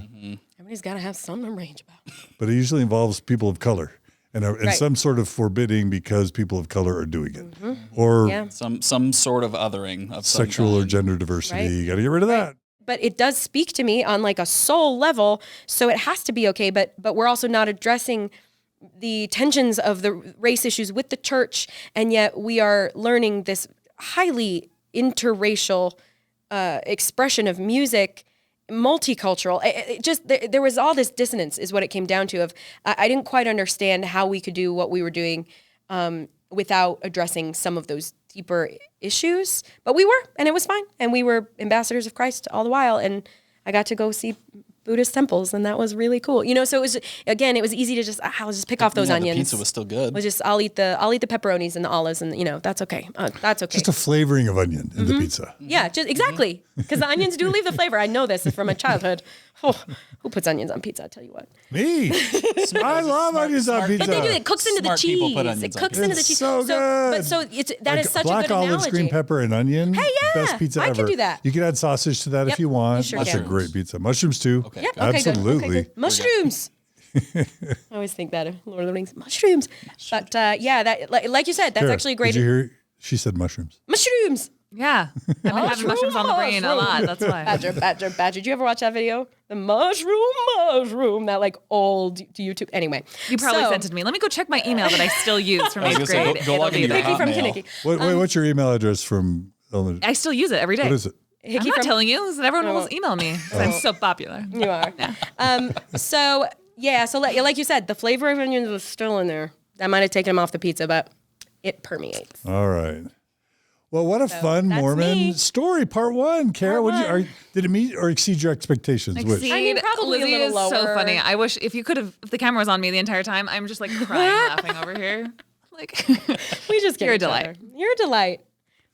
Our orbits have continued to cross in our lives, and I'm grateful for it. And so if you were to summarize what your testimony was before you lost it, let's end by you channeling your old pre-faith crisis self Trigger warning. and I could probably do it. bear the testimony you would have borne prior to losing your faith as a way to close part 1. Yes, the very first Sunday of my freshman year, we had a testimony meeting, and you better believe I got right on up there. I remember wearing my favorite skirt, and I was a cool Mormon. I wasn't a weird, stuffy Mormon. And I remember bearing my testimony that, yes, the church was true, that Jesus Christ set the example for how we should live our lives of compassion and love, and that Joseph Smith, again, I never was into the church history stuff, so my testimony would have been that Joseph Smith was a vessel to bring the church back, and that by living the church standards, we will be blessed, we will be uplifted, we will be inspired, and that, I really had a testimony of God loves us. If we are doing our best, He will give back in kind, that the Spirit is always with us, that we need to cut ourselves slack, that if we are doing our best, the Spirit can't leave us, even if our best isn't to standard, even if it isn't up to par. I believed in grace so deeply, and mercy and hope and faith that we could always improve, we could always be better, but in a positive way, not in a shaming way, sometimes in a shaming way. But yeah, absolutely, the church was true. I was excited to be at BYU. Happy to be a Mormon, lucky to be a Mormon. If only everyone could know how joyful it is. And what about Book of Mormon? Oh, duh.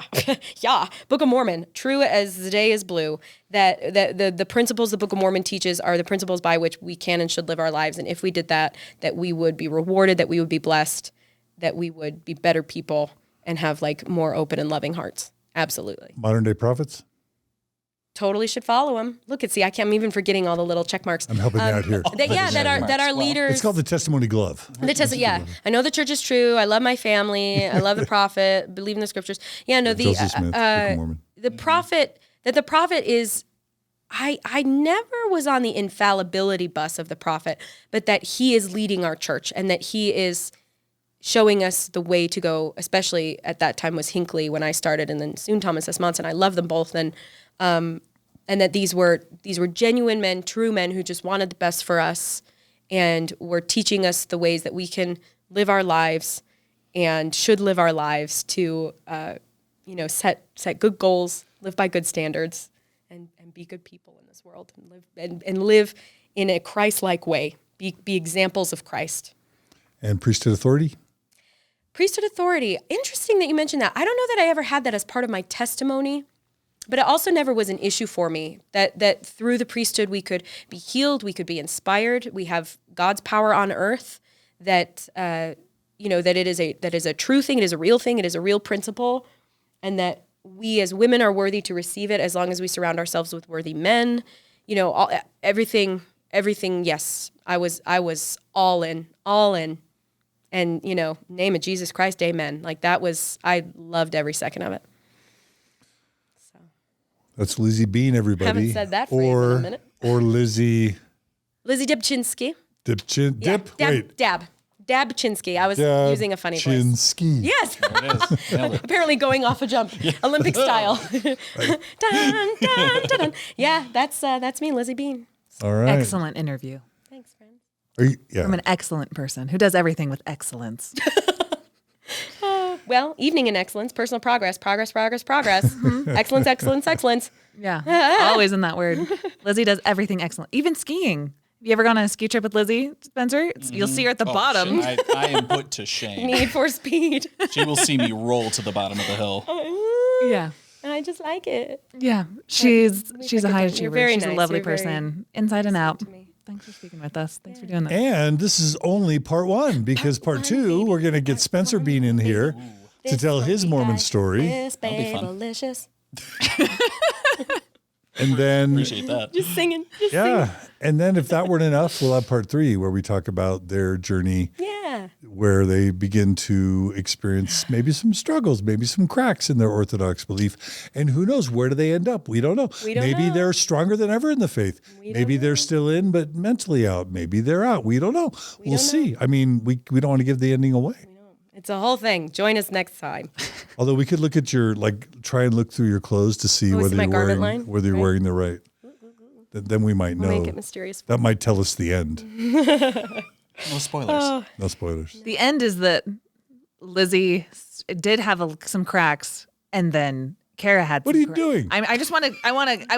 What are you doing? I mean, we are saying, here. We're here take it out. today That doesn't because mean of Lizzy. we just had some faithful Mormons on last There you week. go. You Okay, don't okay, know. okay. Yeah. You don't know what it means, Kara. True. What the? Okay. Did You Tim gotta mention? dangle something to keep it, got cliffhanger. It's like they do on the Right, Netflix. Gotta On just the shock them like, oh Netflix. no, there's some cracks. What are they gonna be? Yeah. Tune in next time. Yeah. I want to know if Tim Minchin wrote Matilda. I still don't have my never gosh got- we darn never got clarity. answer. Yes. He did. Yeah, I think Tim go Minchin's amazing. up, He's a comedian, like an atheist comedian from Really? like Australia, and he's written several comedy albums, and he's done 2 Broadway musicals, and he's a genius. Matilda is It funny. is. It is a Funny? It is an obtuse kind of my humor. gosh. You need in the show notes. Please add Tim Minchin. You guys need to learn Tim Minchin. Okay. He's like I said, cooler terrible than name, so. Bo Burnham, potentially. Really? He's potentially cooler than Bo That's high Burnham praise. What is I praise? as an His atheist recent special. musical, like Weird Al, atheist Australian comedian guy. That's what a Venn diagram. Yeah, That's a guy. I'll take it. Yeah, everyone check out Tim Minchin right now. Okay. Kara, Very cool. Mental noted. thank you for your Googling.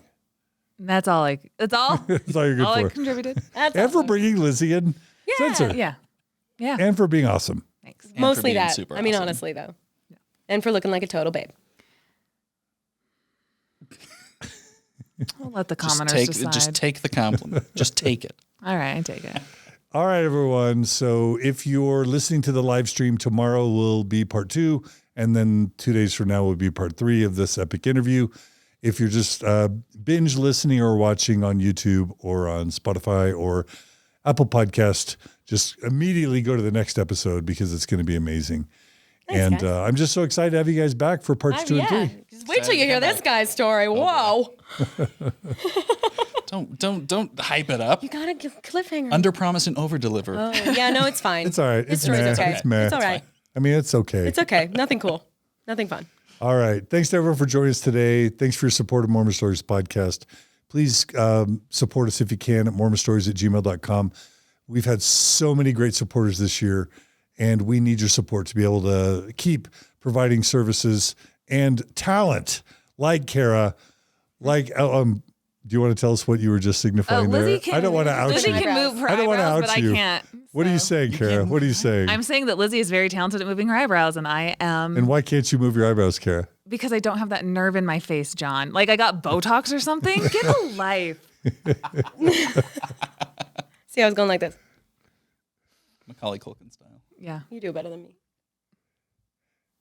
Whoa. I know, right? Guys, All right. Well, thanks for your support. Please support us if you can. We need your support so that Kara can afford her cosmetic habits that will remain unnamed. And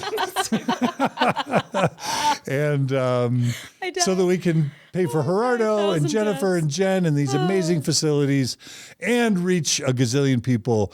We're having our best year ever by an order of magnitude, and it's because you support us. So please get on the bandwagon, support Mormon Stories at MormonStories.org, become a monthly donor, and maybe we'll let you guys hang out with us. What are you doing, Kara? What are you doing? Trying to show an expression that I haven't felt in a couple months. You can just flip me off. You could also just flip me off. Do my middle finger. Anyway, thanks for your support, guys. Join us again soon for another episode of Mormon Stories Podcast. See ya. Bye, everyone. Adios. bye.